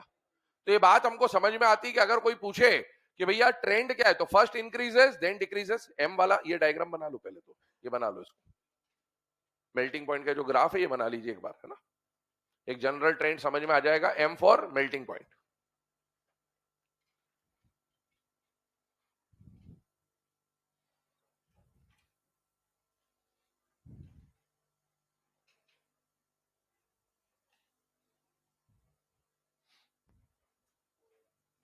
बना लिया? अब सुने, आगे की बात करते हैं, इसमें ध्यान सुनिएगा। यहां पर मैंने बोला कि अगर आपसे कोई पूछे 3D सीरीज में सबसे ज्यादा मेल्टिंग पॉइंट किसका होगा, तो क्रोमियम, और सबसे कम मेल्टिंग पॉइंट किसका होगा, तो जिंक। अब मुझे बताओ 3D के अलावा 4D और 5D को भी लपेटते हैं इसमें, तो बेटा करोड़ों मोल वाला। भैया 3D सीरीज में आप जब गए तो इधर करोड़ों, 4D में गए तो मोल और वाला, ये एक ही ग्रुप के मेंबर्स हैं। तो 3D सीरीज में जैसे इसका मेल्टिंग पॉइंट सबसे ज्यादा है, 4D में किसका होगा? मॉलिब्डेनम का, और 5D में किसका होगा? टंगस्टन का। और सबसे कम वाले में कौन आ रहा है? जिंदगी, कबाड़ा हो गई। तो बेटा अगर हम बात करें 3D में सबसे कम किसका है? जिंदगी का, तो यहां होगा कबाड़ा और यहां हो गई। तो इनका मेल्टिंग पॉइंट अपनी सीरीज में मैक्सिमम है और इनका मेल्टिंग पॉइंट अपनी सीरीज में मिनिमम है। यही स्टेटमेंट पहले लिख रहे हैं, लिखिएगा लाइन चेंज करके, करोड़ों मोल वाला show maximum melting point in their respective series. करोड़ों मोल वाला मतलब chromium, molybdenum and tungsten. W tungsten है ना? हाँ, पता चला वहां एग्जाम में डब्ल्यू लिख के आया और फिर पता ना हो या टंगस्टन है ना, तो इसीलिए एक बार बता दिया, है ना। सब कुछ पता हो फिर यही नहीं पता हो कि शुरू कहां हुआ था कहानी, है ना। करोड़ों मोल वाला shows maximum melting point in their respective series। अगली लाइन में क्या आ जाएगा? जिंदगी कबाड़ा हो गई, shows minimum melting point in their respective series। Hg कौन है? Mercury, the only liquid metal at room temperature, the only liquid metal at room temperature। 25 degree के तापमान पर मिलने वाला एकमात्र द्रव धातु है ये, only liquid metal. ZnCd Hg show minimum melting point in their respective series, है ना। Hg के बारे में मेंशन भी कर लेना, only liquid metal at room temperature, only liquid metal at room temperature. RT का मतलब रूम टेम्परेचर है, रीट्वीट नहीं है, ध्यान रखना।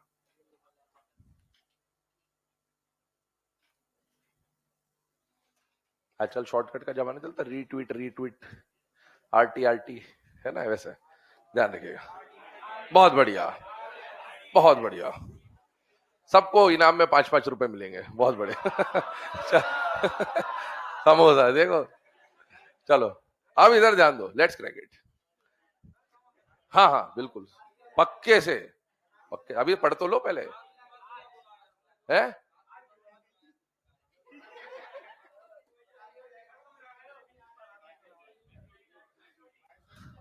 है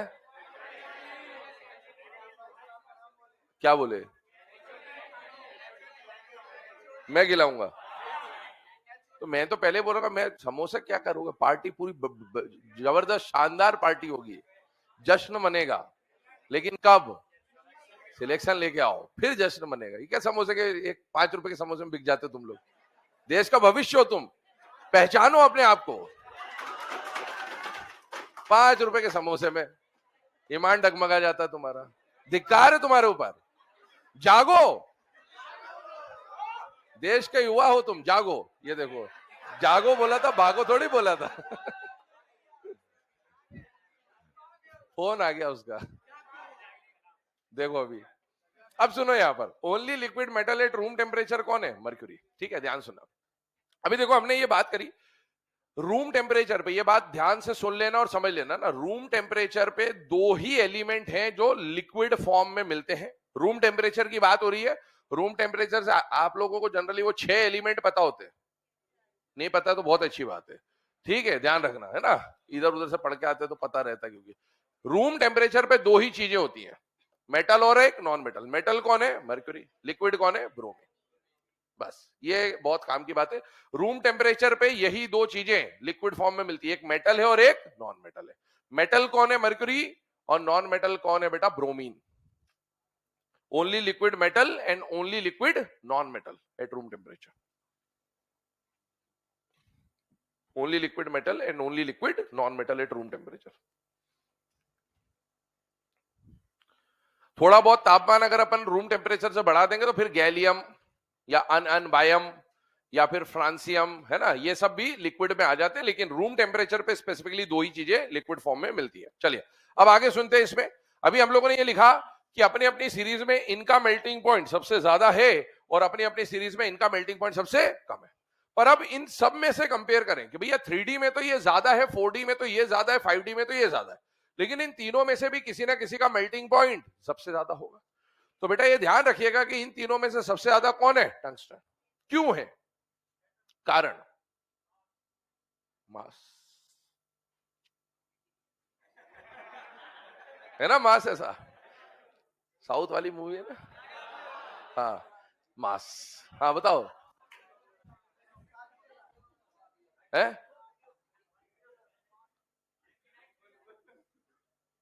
क्या?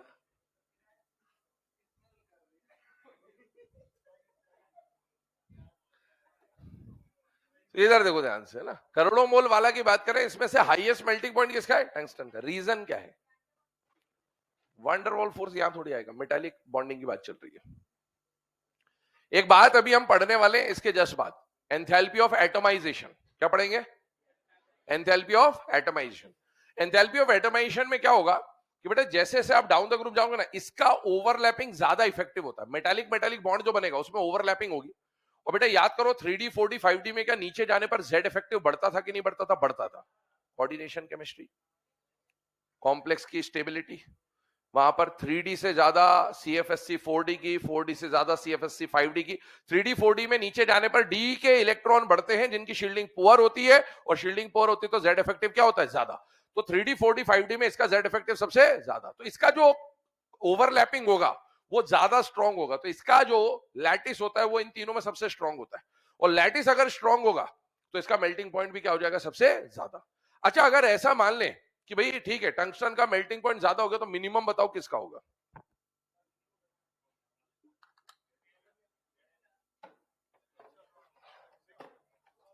भैया इस हिसाब से अगर 3D 4D 5D में इसका लैटिस सबसे स्ट्रांग है, तो 3D 4D 5D में इसका लैटिस इन तीनों में सबसे स्ट्रांग होना चाहिए था। और लैटिस अगर स्ट्रांग होता तो इसका मेल्टिंग पॉइंट तीनों में कंपैरेटिवली ज्यादा, तो सबसे वीक तो ये होना चाहिए था। लेकिन अब ये बात जो है ना, ये एक एक्सेप्शन है कि हमें ये पता है कि एक ही चीज रूम टेम्परेचर पे लिक्विड फॉर्म में मिलती है, और आप जानते हो कि मर्क्यूरी अगर रूम टेम्परेचर पे लिक्विड फॉर्म में और बाकी सब सॉलिड में, तो इसका मेल्टिंग पॉइंट इन सब में सबसे कम होगा, और सबसे कम होगा। तो ये एक्सेप्शनल पॉइंट है, ये वाला तो लॉजिकल बात है, ठीक है ना। तो एक स्टेटमेंट बोल रहा हूं, इसके बारे में लिखिएगा, मैक्सिमम मेल्टिंग पॉइंट डैश करके tungsten, maximum melting point dash करके लिखे tungsten, maximum melting point tungsten, और minimum melting point mercury. Maximum melting point tungsten and minimum melting point mercury, ठीक है।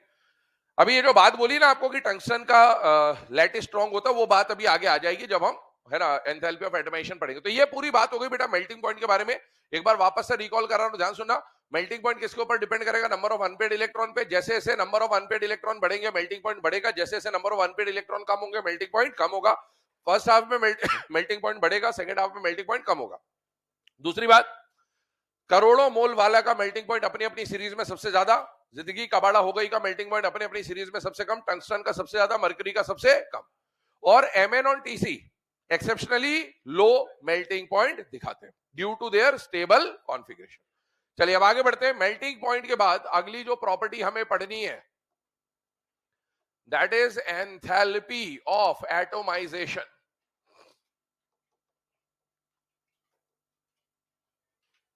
एंथैल्पी ऑफ एटोमाइजेशन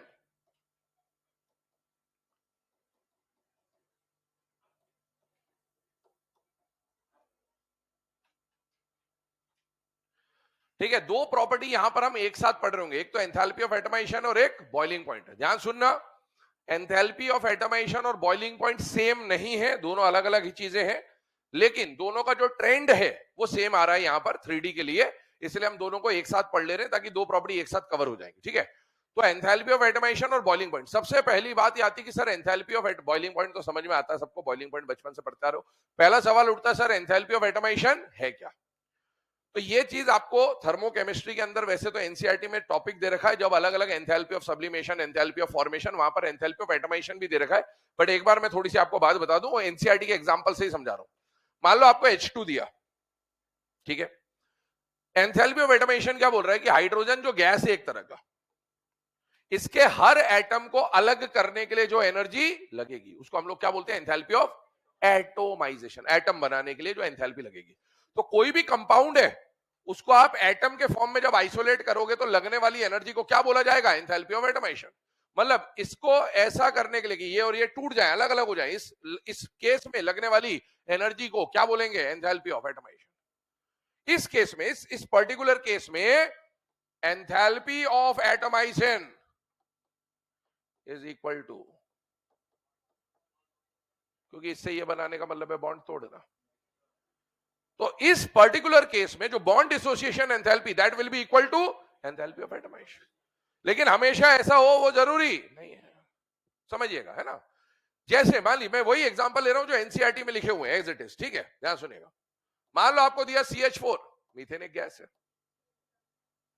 अब यहां पर आपको पता है कि ये कुछ ऐसी कहानी है, एंथैल्पी ऑफ एटोमाइजेशन का मतलब ये सब अलग हो जाए, मतलब आप इसको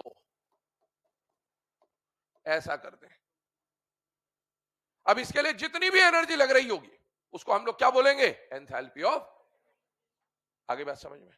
इसी तरीके से मान लो कोई और एग्जांपल लें। मान लीजिए हम लोगों ने अब ये बता ही दिया, वैसे तो Cl2 ले लेते, तो अब इसको तोड़ के अलग अलग, मतलब एक एटम को अलग करने के लिए जितनी भी एनर्जी लग रही है उसको क्या बोला जाएगा बेटा? Enthalpy of atomisation. Enthalpy of atomisation कभी बॉन्ड डिसोसिएशन एनर्जी के बराबर हो सकता है, कभी कुछ और हो सकता है, कभी कुछ और हो सकता है, कभी कुछ और हो सकता है, वो डिपेंड करेगा कि केस क्या है। ठीक, तो अभी एंथैल्पी ऑफ एटोमाइजेशन का मीनिंग हमने समझा कि कोई भी एक मॉलिक्यूल है उसके प्रत्येक एटम को अलग अलग करने के लिए जितनी भी एनर्जी लग रही होगी उसको हम लोग क्या बोल देंगे बेटा? Enthalpy of atomization.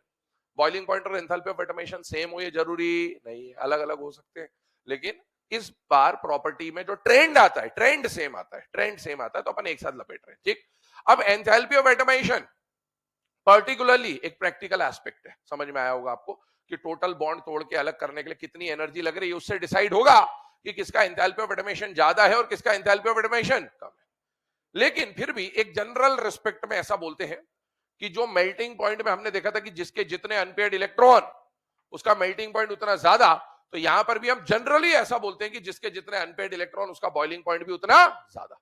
लेकिन मेल्टिंग पॉइंट में ये अनपेयर्ड वाला बात बहुत स्ट्रिक्टली फॉलो हो रहा था, लेकिन यहां पर उतना स्ट्रिक्टली फॉलो नहीं होता। बट एक जनरल बात कभी ऐसा आ जाए कि जनरली एंथैल्पी ऑफ एटोमाइजेशन या boiling point depends upon the number of unpaired electron, तो यस जनरली ये बात सही है। अब मैं यहां पर एक ट्रेंड बना रहा हूं, ये पूरा वैल्यू बेस्ड ऑर्डर है, और ये ऑर्डर एनसीईआरटी में टेबल दिया होता है, आईई रेडियस वेडियस, वहां पर एंथैल्पी ऑफ एटोमाइजेशन की वैल्यू दे रखी सीधे सीधे आपको, मैं उसका ट्रेंड लिख रहा हूं, है ना।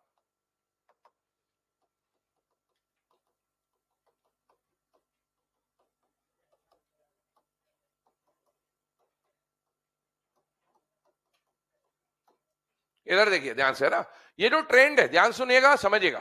पहले तो उसको याद करना है अपने को, क्योंकि ट्रेंड है पूरा। वो टी नहीं, चाय कॉफी, वो टी नहीं कॉफी, वो टी नहीं कॉफी, इसके बाद में बीच में ब्रेक है, कॉफी के लिए, ये अलग है ना। वो टी नहीं कॉफी के लिए, करे क्यों स्पेशल मंजन? हर चीज के पीछे लॉजिक नहीं ढूंढते, कभी कभी मैजिक भी रहता है, ठीक है ना। हाँ, वो टी नहीं कॉफी के लिए करे क्यों स्पेशल मंजन? जिसने चाय के लिए कभी मंजन नहीं किया, शेर ने कभी मंजन किया क्या वैसा, वो कॉफी के लिए अलग से क्यों स्पेशल मंजन करने जाएगा? जो चाय ऐसे ही पी लेता हो, जो चाय ऐसे ही पी लेता हो, सुबह उठते से बेड टी, तो कॉफी भी ऐसे ही पी लेगा ना, वैसी वाली कहानी। वो टी नहीं कॉफी के लिए करे क्यों स्पेशल मंजन। अब इधर बताओ मुझे एक बात सुनना, ट्रेंड तो याद हो गया, ट्रेंड तो याद हो गया, वो टी नहीं कॉफी के लिए करे क्यों स्पेशल मंजन, एंथैल्पी ऑफ एटमाइजेशन का ऑर्डर। एग्जाम में दिक्कत आएगी इंक्रीजिंग है कि डिक्रीजिंग, तो ऐसा भी हो सकता था और ऐसा भी हो सकता था। तो फिर अभी आपको एक बात बोली, जनरली अनपेयर्ड इलेक्ट्रॉन, इसके पास अनपेयर्ड इलेक्ट्रॉन है या नहीं है? जिंक के पास, इसका मतलब उसका एंथैल्पी ऑफ एटमाइजेशन कम और इसका एंथैल्पी ऑफ एटमाइजेशन ज्यादा। मतलब ये ट्रेंड समझ में आना चाहिए कि ट्रेंड ऐसा है बेटे। छापें इसको फटाफट। अब ये याद ही रखना है ना, इस पे डायरेक्ट क्वेश्चन आएगा ऑर्डर वॉर्डर का, तो आपको याद होना चाहिए, क्योंकि कॉन्सेप्चुअल बात है, प्रैक्टिकल वैल्यूज पे डिपेंड करता है। कहानी मैंने बता दी कि एंथैल्पी ऑफ एटमाइजेशन होता क्या है, लेकिन आप ट्रेंड याद ही रखना पड़ेगा। वो टी नहीं कॉफी के लिए करे क्यों स्पेशल मंजन। जेई मेंस में डायरेक्टली 2 से 3 बार रिसेंट ईयर्स में है ना, पिछले 5 साल में 2 से 3 बार इस पे क्वेश्चन आ चुका है। नीट अभी तक बचा हुआ है, आ सकता है नहीं भी आ सकता है, संभावना है। ट्रेंड बताया जा सकता है पिछले 3-4-5 साल में जेई मेंस में 2-3 बार पूछ लिया बेटा इस पे क्वेश्चन, और ये होगा तभी जब वैल्यूज याद होगी, वरना खुद को बेबस लाचार पाएंगे और आंसर की आने के बाद ही पता चलेगा। कभी चाय कॉफी पीते हुए याद आएगा, वो भी जब बिना मंजन के पी रहे होगे तब, ठीक है। आज से कल सुबह से उठते से ही बिना मंजन के 4 कॉफी पिएंगे, तो ये याद आएगा आपको बार बार, वो टी नहीं कॉफी के लिए करे क्यों स्पेशल मंजन। वो के बदले मैं रख लेना, गलत हो जाएगा। बहुत बढ़िया, तू ही समझदार है एक। चलिए, वो टी नहीं कॉफी के लिए करेंगे स्पेशल मंजन। अब इस पे देखो, इस पे क्वेश्चन क्या पूछा गया था, जेई मेंस की बात कर रहा हूं। पूछा था कौन सा ऐसा ट्रांजिशन मेटल है जिसका एंथैल्पी ऑफ एटमाइजेशन सबसे कम है, यही पूछा था। और ऑप्शन में जिंक सबसे पहले दे रखा था। खटाखट खटाखट खटाखट विकेट गिरे थे, है ना। इस पूरे चैप्टर में डी ब्लॉक और ट्रांजिशन का विशेष ध्यान रखना है। क्वेश्चन पूछेगा which transition metal shows minimum enthalpy of atomisation, manganese है। Which d block element shows minimum enthalpy of atomisation, zinc है। क्योंकि जिंदगी कबाड़ा हो गई को ट्रांजिशन में काउंट नहीं करता। जब अगर उसने ट्रांजिशन बोला तो इसको देखना ही नहीं, भूल जाओ ये है कोई। ये बात समझ में आनी चाहिए आपको ना, क्वेश्चन बोल रहा हूं लिखिएगा।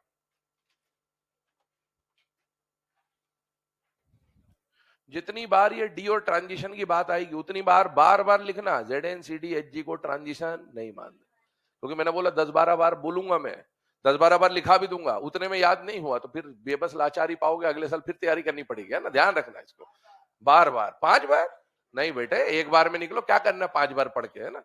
हाँ चलो लिखो, है ना, क्वेश्चन लिखिएगा।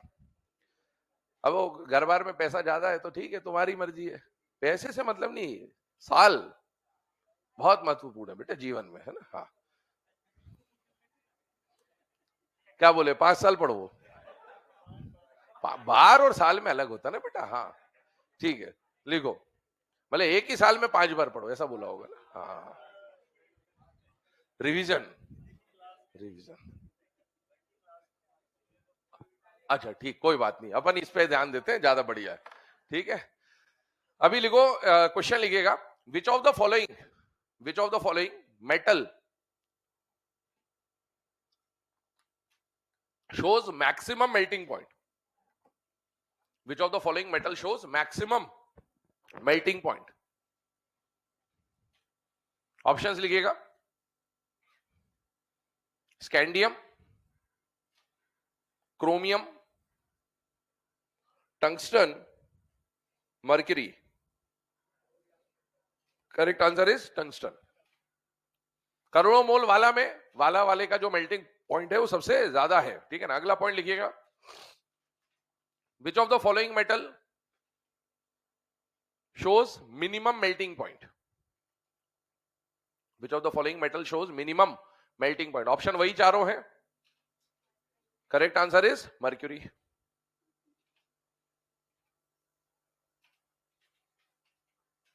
अगला प्रश्न लिखें. Which of the following transition metal shows highest enthalpy of atomization? Highest enthalpy of atomization. Highest enthalpy of atomization. Option लिखेंगे. पहला ऑप्शन लिखेंगे स्कैंडियम. अगला ऑप्शन वेनेडियम. अगला ऑप्शन क्रोमियम. अगला option zinc. Correct answer is vanadium. है ना. सीधे सीधे लाइन याद होनी चाहिए आपको. अगला क्वेश्चन लिखें. Which of the following transition metal shows minimum enthalpy of atomization? Which of the following transition metal shows minimum enthalpy of atomization? Minimum enthalpy of atomization. Options लिखेंगे. पहला ऑप्शन वेनेडियम. दूसरा option chromium. तीसरा option manganese. चौथा option zinc. Correct answer is manganese. और ये mention कर लेना है ना कि ट्रांजिशन मेटल है इसलिए ZnCdHg इंक्लूड नहीं होगा.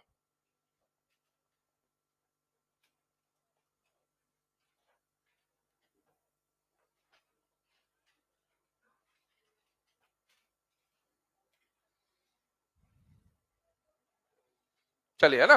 अब देखो ये जो अभी हमने डिस्कशन करा इसमें एक बात मैंने आपको बोली कि जनरली ये किसके ऊपर डिपेंड करता है बेटा? नंबर ऑफ अनपेड इलेक्ट्रॉन पे. तो इसको लिखवा दे रहा हूं ताकि आपको ये वाला पॉइंट कभी समझना होगा ना कि वेनेडियम और जिंक में से कौन सा ऑर्डर ज्यादा है या कम है, उसमें ये काम आ जाएगा. लेकिन ध्यान रखिएगा मेल्टिंग पॉइंट में ये बात स्ट्रिक्टली फॉलो होती है. बॉइलिंग पॉइंट या एंथैल्पी ऑफ एटोमेशन में ये उतना स्ट्रिक्टली फॉलो नहीं होता. जनरली है ना. जनरली का भी जनरली यही है, मतलब ऐसा मान के चलो. है ना. लिख लीजिएगा. Generally it depends upon number of unpaired electrons. Generally it depends upon number of unpaired electrons. ठीक है. लेकिन ये जनरली वाला पॉइंट अपने को यूज नहीं करना है, सिर्फ ये ऑर्डर बनाने में यूज करना है. और कभी लिखा हुआ आ जाए कि अनपेयर्ड इलेक्ट्रॉन्स पे कहीं ना कहीं बॉइलिंग पॉइंट डिपेंड करता है तो यस मान लेंगे कि थोड़ा बहुत डिपेंड करता है. ठीक. आगे बढ़ते हैं अगले पॉइंट में. एक बात और समझना. एंथैल्पी ऑफ एटोमाइजेशन की बात हो रही थी और मैंने अभी थोड़ी देर पहले आपको बोला था कि बेटा 3D 4D और 5D में नीचे जाने पर क्या Z इफेक्टिव बढ़ता है कि कम होता है? बढ़ता है. इसका मतलब है 5D का जो मेटल का बॉन्ड बनेगा, मेटालिक बॉन्ड बनेगा, वो ज्यादा स्ट्रॉन्ग होगा. और 3D और 4D का जो मेटल का बॉन्ड बनेगा वो उतना स्ट्रॉन्ग नहीं बनेगा. इसकी वजह से इसका जो मेटालिक बॉन्ड होगा वो ज्यादा स्ट्रॉन्ग होगा, ज्यादा होगा. तो बेटा अगर इसने भी मान लो 6 बॉन्ड बनाए मेटालिक बॉन्ड, इसने भी 6 बॉन्ड बनाए, इसने भी 6 बॉन्ड बनाए, पर ये 6 बॉन्ड को तोड़ के एटोमाइज करने के लिए एनर्जी का रिक्वायरमेंट ज्यादा लगेगा. तो एनसीईआरटी एक बात बोलती है कि भाई 5D का जो एंथैल्पी ऑफ एटोमाइजेशन होता है it is more than the 3D and 4D members. ये लाइन लिखवा दे रहा हूं, लिखिएगा. The enthalpy of atomization of 5D members, the enthalpy of atomization of 5D members, the enthalpy of atomization of 5D members is higher than the corresponding 3D and 4D members. Higher than the corresponding 3D and 4D members. एक ही group में जाए तो 3D का मतलब enthalpy of automation कम है, उससे ज्यादा 4D, उससे ज्यादा 5D. तो 5D का जो एंथैल्पी ऑफ एटोमेशन है वो 3D और 4D के कंपैरिजन में आपको क्या देखने को मिलेगा? ज्यादा. ठीक. चलिए अब आगे बढ़ते हैं. एंथैल्पी ऑफ एटोमेशन के इस पॉइंट को समझने के बाद एक और बात यहां पर आ जाती है, बहुत ही इंपॉर्टेंट बात है, ध्यान सुनेगा. मैंने बोला इसका एंथैल्पी ऑफ एटोमेशन ज्यादा, तो अभी एंथैल्पी ऑफ एटोमेशन और बॉइलिंग पॉइंट को सेम मानते हुए चल रहे, तो मतलब इसका बॉइलिंग पॉइंट भी ज्यादा. सेम ट्रेंड है बॉइलिंग पॉइंट का भी, और इसका बॉइलिंग पॉइंट सबसे कम. अब मुझे बताओ अगर इसका बॉइलिंग पॉइंट कम है, बॉइलिंग का मतलब क्या है? आपने पहले से इसको कौन से फॉर्म में ले रखा है? लिक्विड. और आप इसको किस में कन्वर्ट करना चाहते हो? वेपर्स. यही है. ठीक है. अब अगर आप किसी को लिक्विड से वेपर, इसका बॉइलिंग पॉइंट बहुत कम है, तो मुझे बताओ ZnCdHg पूरे ग्रुप की कहानी सेम ही तो होगी. क्यों सेम होगी? क्योंकि भैया जिसके पास अनपेयर्ड इलेक्ट्रॉन ज्यादा उसका बॉइलिंग पॉइंट ज्यादा, और जिसके पास अनपेयर्ड इलेक्ट्रॉन कम उसका बॉइलिंग पॉइंट कम, क्योंकि ये मेटालिक बॉन्ड का फॉर्मेशन कर ही नहीं पाएगा, अनपेयर्ड इलेक्ट्रॉन है नहीं तो बॉन्ड बनाएगा कैसे, तो बहुत स्टेबल है। और Mn थोड़ा कम स्टेबल था, हाफ फील्ड फुल फील्ड, तो इसने थोड़ा सा ज्यादा बॉइलिंग पॉइंट दिखा दिया और इसने उससे भी कम दिखाया, क्योंकि जिसके अनपेयर्ड इलेक्ट्रॉन ज्यादा होंगे वो मेल्टिंग पॉइंट बॉइलिंग पॉइंट ज्यादा दिखाएगा, और जिसके अनपेयर्ड इलेक्ट्रॉन कम होंगे वो मेल्टिंग पॉइंट बॉइलिंग पॉइंट कम दिखाएगा। ZnCdHg का बॉइलिंग पॉइंट अपने अपने अपने रिस्पेक्टिव सीरीज में सबसे कम है, और इस वजह से क्या ये आसानी से वेपोराइज हो जाएंगे कि नहीं हो जाएंगे, हो जाएंगे। और जो आसानी से वेपोराइज होता है उन्हें बोलते हैं वॉलेटाइल मेटल्स। क्या बोलते हैं? Volatile metal. ये बात एनसीईआरटी लिखता है कि ZnCdHg जो है, यूयूबी को अभी छोड़ दीजिए, 6D को छोड़ दीजिए, तो अगर ZnCdHg की अगर हम बात करें तो ZnCdHg के पास कोई अनपेयर्ड इलेक्ट्रॉन नहीं होता, इसलिए इसका मेटालिक बॉन्ड बहुत वीक होगा या ना के बराबर होगा, और इसीलिए इनको वेपोराइज करना बहुत आसान है, और जो चीज आसानी से वेपोराइज हो सकती है उसे क्या बोला जाएगा? Volatile metal. मतलब आसानी से उड़ जाते हैं, वेपोराइज हो जाते हैं, तो इसको बोलते हैं वॉलेटाइल मेटल। स्टेटमेंट बोल रहा हूं, लिखेगा। ZnCd and Hg are known as volatile metals. ZnCd and Hg are known as volatile metals. ZnCd and Hg are known as volatile metals as they have very low boiling points. As they have very low boiling points. As they have very low boiling points. ठीक है ना? तो ये बात अपने को समझ में आ गई कि उसका बॉइलिंग पॉइंट बहुत कम है, इसलिए वो आसानी से वेपोराइज हो जाएगा, और जो आसानी से वेपोराइज हो जाएगा उसे क्या बोला जाएगा बेटा? Volatile metal. हमारे सिलेबस से एक चैप्टर हट गया, मेटलर्जी। मेटलर्जी में प्यूरिफिकेशन की प्रोसेसेस होती थी, डिस्टिलेशन। कुछ याद आ रहा है ऐसा? वो डिस्टिलेशन इन्हीं के लिए लगता था, क्योंकि डिस्टिलेशन अगर आपको पता हो तो सुन भी रखा हो, डिस्टिलेशन 9 से पढ़ना चालू कर देते। वेपोराइज करना, एक बीकर रखा, लिक्विड रखा, गर्म किया, वेपर्स बन के उधर इकट्ठे हो जाएंगे, उसको बोलते हैं डिस्टिलेशन। तो डिस्टिल किसको करा जा सकता है आसानी से? जिसका बॉइलिंग पॉइंट कम हो। तो जब प्यूरिफाई करना होता है ना, तो इनका प्यूरिफिकेशन किससे करा जाता है? डिस्टिलेशन से ही किया जाता है। ये मेटलर्जी का बात था, बट प्रॉपर्टी यही यूज होती थी कि ये वॉलेटाइल है। ठीक है, और आपको अगर आगे समझना हो तो आप चाहो तो अपनी है ना, अपने समझने के लिए लिख लेना कि भाई इनके पास अनपेयर्ड इलेक्ट्रॉन 0 है, इसीलिए इनका जो बॉइलिंग पॉइंट है वो बहुत कम है ना। ये अपने समझने के लिए अपन लिख रहे हैं। जो आपने लिखा है ना, as they have very low boiling point, वो बॉइलिंग पॉइंट कम क्यों है? Because they have 0 unpaired electron या they have no unpaired electron. Unpaired electron कम, बॉइलिंग पॉइंट कम, बॉइलिंग पॉइंट कम, आसानी से वेपोराइज हो जाएगा, आसानी से वेपोराइज हो जाएगा, therefore they are known as volatile metals. चलिए अब आगे बात करते हैं। ये तो बात हो गई बेटा enthalpy of atomization, volatile metals वगैरह वगैरह वगैरह के बारे में। अगला पॉइंट क्या आता है यहां पर, उस पर चलते हैं। नेक्स्ट जो प्रॉपर्टी हमें पढ़नी है, दैट प्रॉपर्टी इज डेंसिटी। तो मेल्टिंग पॉइंट, बॉइलिंग पॉइंट के बाद अगली प्रॉपर्टी जो हम डिस्कस करने वाले हैं दैट इज डेंसिटी। अभी हमने पी ब्लॉक भी जब पढ़ा था तो उसमें मेल्टिंग पॉइंट, बॉइलिंग पॉइंट और डेंसिटी के ऑर्डर हम साथ साथ पढ़ते हुए चल रहे थे। तो यहाँ मेल्टिंग पॉइंट, बॉइलिंग पॉइंट पढ़ा, अब हम क्या पढ़ रहे हैं बेटा? डेंसिटी। डेंसिटी का फॉर्मूला बताइए क्या होता है? Mass upon volume. और अभी है ना, मैंने आपको बता दिया था कि मास और वॉल्यूम में से डोमिनेटिंग फैक्टर कौन होता है? मास। ये डोमिनेटिंग फैक्टर है, मतलब ज्यादातर डेंसिटी के जो ऑर्डर हैं वो किससे देखे जाएंगे? मास से। मास का जो ट्रेंड है वही लगभग लगभग डेंसिटी का ट्रेंड होता है। हालांकि डेंसिटी डिपेंड दोनों पे करता है, लेकिन अपन दोनों को एक साथ नहीं लगा पाते, तो अपन ने डिसाइड करा कि ज्यादातर केसेस वैल्यू देखकर ये पता चले कि मास को ज्यादा बेटर फॉलो करते हैं, इसीलिए हम मास से चेक करते हैं। अब एक बात बताओ, एनसीईआरटी की लाइन सुनिएगा, मैं बोल रहा हूं है ना, जब आप 3D सीरीज में लेफ्ट टू राइट जा रहे हो, ठीक, जैसे मैंने बोला scandium, titanium, vanadium, chromium, manganese, iron, cobalt, निकल, कॉपर और जिंक। निकल, कॉपर और जिंक, आप लेफ्ट टू राइट जा रहे हो। लेफ्ट टू राइट जाने पर मास बढ़ता है या कम होता है? बढ़ता है, जनरली मास बढ़ेगा। और लेफ्ट टू राइट जाने पर साइज कम होता है। जनरल बात कर रहे हैं। डी ब्लॉक में तो पहले कम होता था, फिर बराबर होता था, फिर बढ़ जाता था, लेकिन एक जनरल बात कर रहे हैं जो एनसीईआरटी लिखता है। लेफ्ट टू राइट जाने पर मास बढ़ रहा है और लेफ्ट टू राइट जाने पर साइज कम हो रहा है। तो अगर साइज कम हो रहा है तो वॉल्यूम कम हो जाएगा, और वॉल्यूम कम हो जाएगा तो डेंसिटी बढ़ जाएगा। और लेफ्ट टू राइट जाने पर मास बढ़ रहा है और मास बढ़ रहा है तो डेंसिटी बढ़ जाएगा डायरेक्टली। मतलब दोनों चीजों से एक ही रिलेशन निकल के आ रहा है कि लेफ्ट टू राइट जाने पर डेंसिटी बढ़ता है। इसका मतलब हम ये बोलेंगे कि लेफ्ट टू राइट जाने पर डेंसिटी बढ़ती है बढ़ती है बढ़ती है बढ़ती है, लेकिन यहां पर कहानी बदल जाती है, जिंक की डेंसिटी कम हो जाती है। और जिंक की डेंसिटी कम क्यों हो जाती है? अब ये तो अपन ने फॉर्मूला देखा, लॉजिक से सोचिएगा। डेंस का मतलब क्या? एक पर्टिकुलर एरिया में कितना ज्यादा पैकिंग हो रखी है, कितनी मजबूत पैकिंग हो रखी है। अरे हाँ, अगर एटम बहुत क्लोजली पैक्ड है तो वो डेंस होता है। डेंस और rare, refraction, denser to rare, rare to denser, towards the normal, नहीं होता है ना? और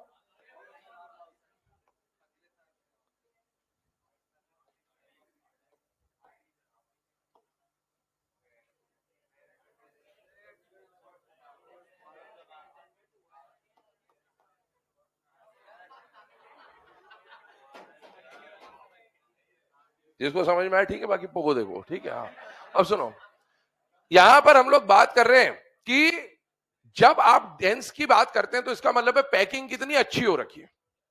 अब एक बात सोचो, अगर आपने इन एटम्स को देखा तो क्या इसका मेटालिक बॉन्ड सबसे स्ट्रॉन्ग है या सबसे वीक है? सबसे वीक है, क्योंकि उसके पास तो अनपेड इलेक्ट्रॉन थे ही नहीं। अनपेड इलेक्ट्रॉन है ही नहीं तो मेटालिक बॉन्ड बनाने का कोई सवाल ही नहीं होता, बस ऐसे दिखाने के लिए बॉन्ड बना लेता है। और दिखावे वाला बॉन्ड ज्यादा मजबूत होता नहीं है। होता है क्या? तो हर बात पे ताली क्यों बजाता है तू यार? सुनो इधर, है ना? तो ये जो जिंक है ना, जिंक का पैकिंग दिखेगा तो सही जिंक, लेकिन जिंक का पैकिंग उतना अच्छा नहीं होगा। और पैकिंग अच्छा नहीं होगा तो मुझे बताओ उसकी डेंसिटी ज्यादा होगी या कम होगी? कम।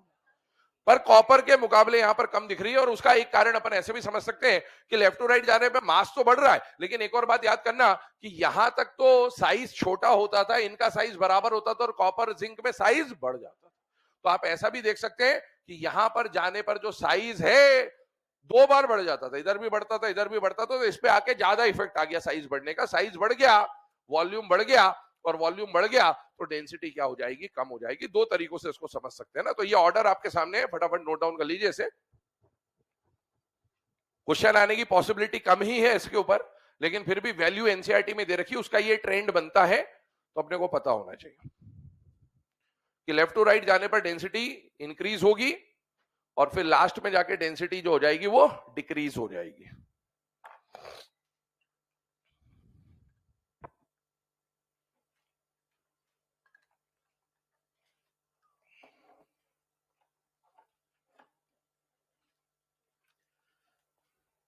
अब देखो, है ना, ये तो अपन ने बात कर ली डेंसिटी की। इसके ऊपर फिर रूठा ओसामा कौन रहेगा? इर्रेगुलर। ठीक है, हाँ, ओसामा बहुत रूठता है, बहुत बढ़िया। आपसे पूछा जाए, जैसे अभी हमने बात करी थी ना, मैक्सिमम मेल्टिंग पॉइंट किसका? टंगस्टन का। आपसे कभी पूछा जाए मैक्सिमम, ये मतलब एक फैक्ट है जो आपको याद रखने के लिए बताया जा रहा है, एनसीईआरटी में कोई मेंशन नहीं है, कभी पूछ लिया जाए, है ना? तो मैक्सिमम डेंसिटी ऑस्मियम और इरिडियम की होती है, और इसमें से भी इरिडियम की जो डेंसिटी है वो हल्की सी ज्यादा होती है। ये बस एक फैक्ट है, याद हो जाए तो कर लेना, वरना कोई इतना ज्यादा इंपॉर्टेंट नहीं है।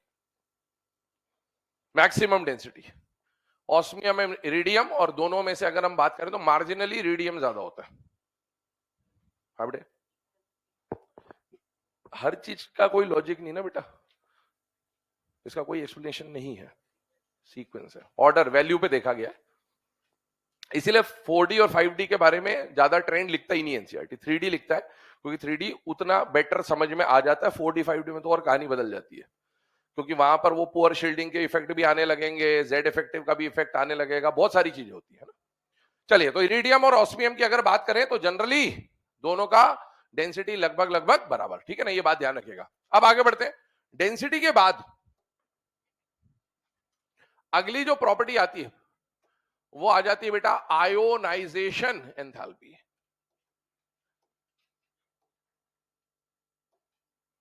Ionisation enthalpy. अब देखो, आयनाइजेशन एंथैल्पी की अगर हम लोग बात करें तो व्हाट इज आयनाइजेशन एंथैल्पी? ध्यान सुनना। आयनाइजेशन एंथैल्पी ऑलरेडी हम लोगों ने पहले पढ़ा हुआ है जब हमने पीरियोडिक टेबल पढ़ा था, और याद करिएगा इनके लिए हमने I1, I2 और I3 का ट्रेंड पढ़ा था। अगर आपको याद आ रहा हो, हाँ जी, तो इसके अंदर I1 में टी कॉफी के बाद, I2 में और I3 में मैंने कॉन्फ़िगरेशन से समझा दिया था आपको। इसमें क्रोमियम कॉपर के बाद और इसमें मन के बाद, ठीक है, ये कहानी थी इसकी। उसके बाद ऑर्डर चेंज हो, वैसे तो left to right generally I बढ़ता है, लेकिन यहां पर इन के बाद ऑर्डर जो है वो घूम जाता था। इस तरह की बात हम ऑलरेडी पढ़ चुके हैं ना, तो यहां पर लिख लीजिएगा already studied in periodic table, already studied in periodic table, ये तो हमने पढ़ा हुआ है, पर इसमें कुछ और बातें हैं जो हमको डिस्कस करनी है, वो मैं यहां पर बताता हूं आपको, है ना। तो ये ऑर्डर तो हमने ऑलरेडी पढ़े हुए हैं, I1, I2, I3, और मैंने बोला था जनरली क्वेश्चन I3 का आता है, क्योंकि वो स्कैंडियम से मैंगनीज तक पूछता है और उसमें कोई एक्सेप्शन नहीं होता, इसलिए वहीं का पूछता है क्वेश्चन आपसे। चलिए अब आगे सुनिएगा, इसके बाद की कुछ कहानी समझते हैं। एनसीईआरटी डी ब्लॉक जब आप पढ़ेंगे आई वाला पॉइंट, तो उसमें लिखा हुआ है आई जो है ना वो कितने फैक्टर्स पे डिपेंड करता है, तो इट डिपेंड्स अपॉन 3 फैक्टर्स। पहला, अट्रैक्शन टुवर्ड्स न्यूक्लियस, मतलब जो भैया आई का मतलब इलेक्ट्रॉन निकालने की बात चल रही है, तो इलेक्ट्रॉन न्यूक्लियस से कितना ज्यादा अट्रैक्टेड है या कितना कम अट्रैक्टेड है। अगर ज्यादा अट्रैक्टेड है तो आई ज्यादा होगी और कम अट्रैक्टेड है तो आई कम होगी, मतलब it somehow depends upon the attraction towards nucleus. Second, it depends upon repulsion of electron, electron electron एक दूसरे को रिपेल करते हैं। ये वाला पॉइंट कहां पर है, ये वाला पॉइंट है नाइट्रोजन और ऑक्सीजन में। इन एनसीईआरटी में जब आप बात करते हैं ना, तो एनसीईआरटी के अंदर बेटा नाइट्रोजन और ऑक्सीजन याद करो, क्या P3 P4 में एक्सचेंज हो जाता था? हाँ, तो मैंने बोला था कि इसको आप स्टेबिलिटी से भी समझ सकते हो, लेकिन एनसीईआरटी इसको ऐसे समझाता है 1 2 3 एंड 4। एनसीईआरटी क्या बोलता है कि इसका ये जो चौथा इलेक्ट्रॉन है ये निकलेगा पहले, और इसका कौन सा इलेक्ट्रॉन निकाल रहे हैं, मान लो ये, तो बेटा इसको निकालना इसलिए आसान है कि यहां पर इलेक्ट्रॉन इलेक्ट्रॉन रिपल्शन है, रिपल्शन है तो उस रिपल्शन कम करने के लिए खटाक से निकल जाएगा। इसके ऊपर कोई रिपल्शन ये नहीं निकलेगा, मतलब ये जल्दी निकलेगा तो इसका आई कम है, और ये बाद में निकलेगा तो इसका आई ज्यादा है। ये बात भी एनसीईआरटी ने ही पीरियोडिक टेबल में लिख रखी है, उसी की बात कर रहा है, रिपल्शन ऑफ इलेक्ट्रॉन। तीसरी बात,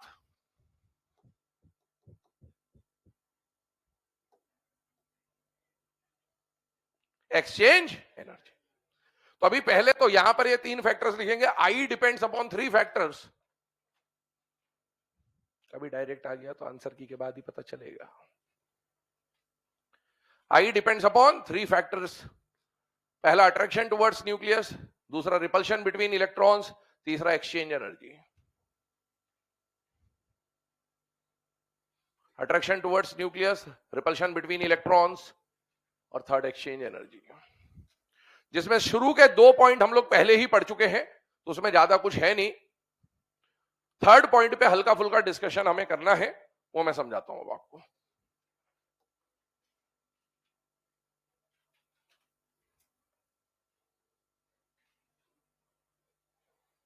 ठीक है, अब इधर ध्यान देना, एक्सचेंज एनर्जी की बात करें। एक्सचेंज एनर्जी नाम का ये जो टॉपिक है, ये आपको एटॉमिक स्ट्रक्चर के बिल्कुल लास्ट पेज में एनसीईआरटी में दे रखा है, ग्रीन कलर का डायग्राम बना हुआ है और उसके अंदर ही आपको दे रखा है ना। एनसीईआरटी जब एटॉमिक स्ट्रक्चर पढ़ेंगे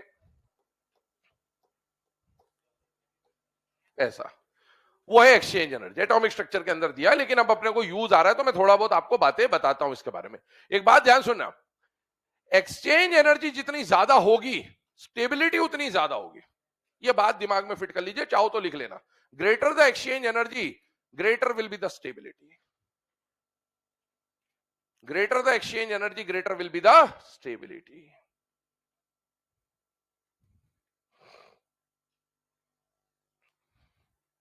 एक्सचेंज एनर्जी जितनी ज्यादा होगी स्टेबिलिटी भी उतनी ही ज्यादा होगी। क्यों ऐसा है कि एक्सचेंज एनर्जी, अपनी घंटी बजी गया, ओहो, सुनो, तो एक्सचेंज एनर्जी जितनी ज्यादा होगी स्टेबिलिटी उतनी ज्यादा होगी। क्यों होगा ऐसा, उसका कारण बताता हूं। सर एनर्जी ज्यादा तो स्टेबिलिटी तो कम होनी चाहिए, ये क्या सवाल मन में आता है। इसी बात मैंने बॉन्डिंग के पहले लेक्चर में भी कही थी। 2 तरह की एनर्जी की बात होती है, एक बॉन्ड एनर्जी और एक इंटरनल एनर्जी। अगर ऑब्जेक्ट की खुद की एनर्जी कम है तो स्टेबिलिटी ज्यादा, लेकिन ये बॉन्ड एनर्जी पे अप्लाई नहीं होता। बॉन्ड को तो तोड़ने के लिए जितनी ज्यादा एनर्जी लगेगी उतना स्टेबल बॉन्ड था, ऐसा। ऐसी बात यहां है, एक्सचेंज एनर्जी एक्चुअल में रिलीज्ड एनर्जी को बताता है। किसको बताता है? तो अगर एक्सचेंज एनर्जी ज्यादा है मतलब ज्यादा एनर्जी रिलीज हो गई है, और ज्यादा एनर्जी रिलीज हो गई तो ऑब्जेक्ट की खुद की एनर्जी कम, और एनर्जी कम तो स्टेबिलिटी, तो greater the exchange energy more will be the stability, पहली बात। अब ये एक्सचेंज एनर्जी निकालते कैसे हैं, ध्यान सुनना। मैंने बोला आपको scandium, titanium, vanadium, chromium, manganese, iron, मैंने कुछ एक एलिमेंट ले लिए, समझना कहानी को। एम्स जिस साल विदा हो रहा था उस साल का भी क्वेश्चन है इसी के ऊपर, ठीक है। कॉन्फ़िगरेशन 4s2, मैंने बोला एम्स का पसंदीदा चैप्टर है ये, मतलब इसी को बॉन्डिंग पीरियोडिक टेबल पूछता ही नहीं एम्स, तो यही पूछता है बस, डी एंड एफ ब्लॉक, इसीलिए हटा दिया।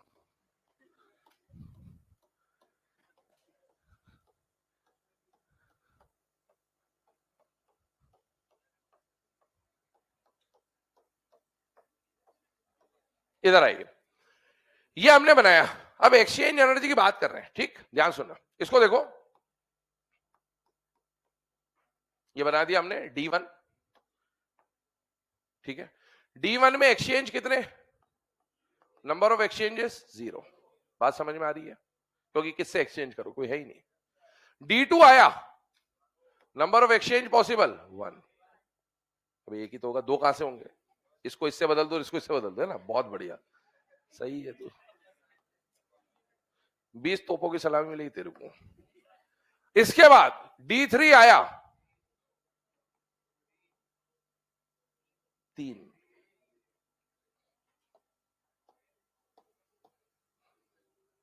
कैसे, इसको इससे भी बदल सकते हैं, इससे भी बदल सकते हैं, एक तो ये और एक ये, और एक इसको इससे भी बदल सकते हैं, तो टोटल नंबर ऑफ एक्सचेंजेस 3। अगले पे आए D5, इसको भूल जाओ, S1 को, अभी अपन D5 पे बात करते हैं, केवल D4 पे आ जाते, चलो D4 है नहीं वैसे तो,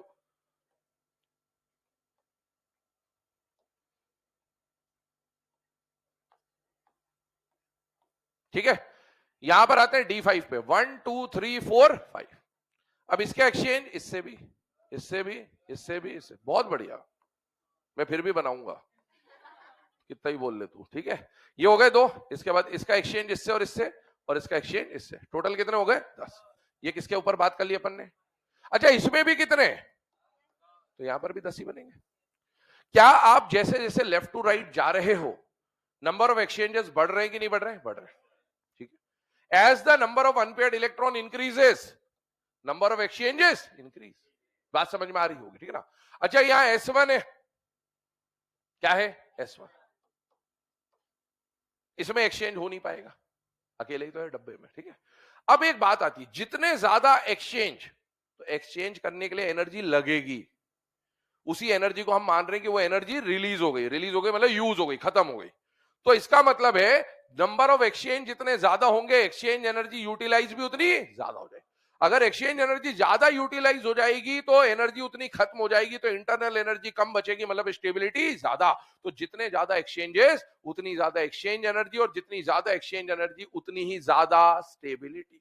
अब एक बात समझना, एक जनरल बात आती है कि जैसे जैसे नंबर ऑफ अनपेयर्ड इलेक्ट्रॉन बढ़ रहे थे, क्या नंबर ऑफ एक्सचेंज भी बढ़ने चाहिए थे, यस।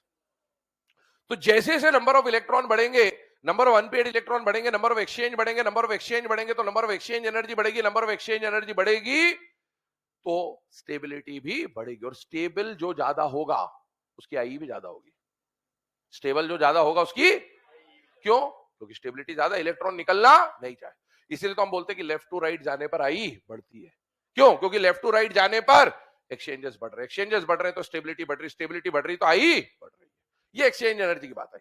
लेकिन एक बात अब इसमें बहुत ध्यान से सुनिएगा, जिसके पास ज्यादा अनपेयर्ड इलेक्ट्रॉन होंगे, जैसे इसके पास कितने अनपेयर्ड इलेक्ट्रॉन है 6, और इसके पास कितने अनपेयर्ड है 5, इसके नंबर ऑफ एक्सचेंज भी कितने आ रहे हैं 10, और इसके नंबर ऑफ एक्सचेंज भी कितने आ रहे हैं 10। अभी थोड़ी देर पहले मैंने आपको एक बात बोली थी कि I2 के अंदर क्रोमियम और कॉपर के बाद चेंज आएगा, समझना अब इस बात को। तो क्रोमियम और कॉपर के बाद चेंज आएगा, मतलब लेफ्ट टू राइट इसकी आई ज्यादा होनी चाहिए थी, अरे हाँ, लेकिन ऐसा हो जाता है। और क्रोमियम और कॉपर के बाद चेंज, मतलब यहां पर जिंक और इसमें लेफ्ट टू राइट के हिसाब से इसकी आई ज्यादा होनी थी, लेकिन कॉपर की आई क्या मिलती ज्यादा, ऐसा क्यों हो गया। इसको एनसीईआरटी ऐसा बोलता है कि इसका कॉन्फ़िगरेशन बन जाएगा 4s1 3d5, एक इलेक्ट्रॉन निकलने के बाद, क्योंकि I2 का मतलब है remove 1 electron and right the configuration, और इसका कॉन्फ़िगरेशन बन जाएगा बेटा केवल 3d5। अब मुझे बताओ इसके पास कितने अनपेयर्ड है 5 और इसके पास कितने अनपेयर्ड है 6, फिर भी दोनों की एक्सचेंज एनर्जी बराबर ही आएगी। जिसके पास नंबर ऑफ एक्सचेंज ज्यादा थे उसकी एक्सचेंज एनर्जी ज्यादा होनी चाहिए थी, क्योंकि अनपेयर्ड ज्यादा थे, नंबर ऑफ एक्सचेंज ज्यादा होने चाहिए थे, लेकिन नंबर ऑफ एक्सचेंज दोनों में क्या हुआ है बराबर। और इसीलिए हम ऐसा बोलते हैं कि अगर नंबर ऑफ अनपेयर्ड ज्यादा है और फिर भी एक्सचेंज एनर्जी बराबर है, तो जो कम एक्सचेंज में ज्यादा एक्सचेंज कर सकता है, कम अनपेयर्ड में ज्यादा एक्सचेंज कर सकता है, that will be more stable. क्योंकि अनपेयर्ड तो इसके ज्यादा है, नंबर ऑफ एक्सचेंज इसके ज्यादा बनने चाहिए थे, लेकिन फिर भी दोनों के नंबर ऑफ एक्सचेंज बराबर है, तो भैया कम में ही जब ज्यादा एक्सचेंज हो जा रहे हैं तो इसको ज्यादा प्रायोरिटी देंगे, इसको ज्यादा प्रायोरिटी नहीं देंगे। और इसीलिए IE2 of chromium and copper will be more या exceptionally high।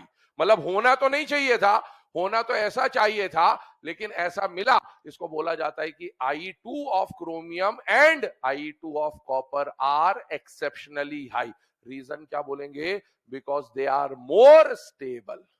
और मोर स्टेबल क्यों? क्योंकि इनकी एक्सचेंज एनर्जी ज्यादा होगी, ज्यादा in the sense come unpaired में भी ज्यादा एक्सचेंज दिखाएगा एज कंपेयर टू ज्यादा अनपेयर्ड में ज्यादा एक्सचेंज दिखाने के। क्वेश्चन बोल रहा हूं, लिखिएगा। Why chromium and copper, why chromium and copper have exceptionally high IE2।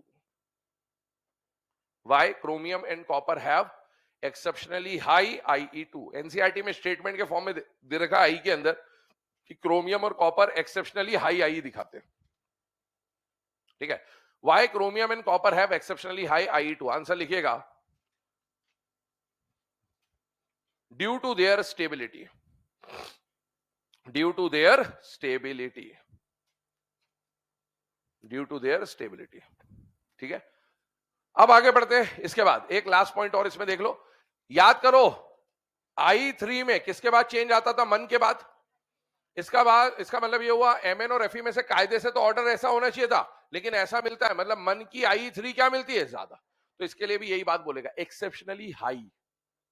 और या फिर ऐसा बोलेगा कि I3 of iron is exceptionally low, exceptionally word use करेगा ना। तो स्टेट क्वेश्चन बोल रहा, लिखिएगा why IE3 of zinc is exceptionally high, why IE3 of zinc is exceptionally high, sorry manganese, sorry zinc की भी है वैसे तो, दोनों की है, क्योंकि जिंक में से जब 2 इलेक्ट्रॉन निकाल दोगे तो D10 बन जाएगा, वो भी है, दोनों ही है ना। लिख लेना why IE3 of manganese is exceptionally high, या और करके लिख लेना why IE3 of zinc is exceptionally high. दोनों बातें हैं, दोनों आ जाएंगे। Why IE3 of zinc is exceptionally high, reason लिख लेना again, due to their stability, configuration stable हो जाती है ना, due to their stable electronic configuration, due to their stable electronic configuration या ड्यू टू देयर स्टेबिलिटी। और तीसरा एक और पॉइंट इसमें लिखा जा सकता है रीजन में, मतलब ये ऑप्शन पे डिपेंड करेगा क्या दे रहा है, या तो वो बोलेगा due to their stable configuration, बिल्कुल सही बात है, या फिर याद करो अभी हमने ऐसा पढ़ा था कि बोरॉन +3 टाइप का आयन नहीं बना सकता। क्यों नहीं बना सकता? क्योंकि इसको I1, I2, I3 जो देना पड़ेगा बहुत ज्यादा देना पड़ेगा।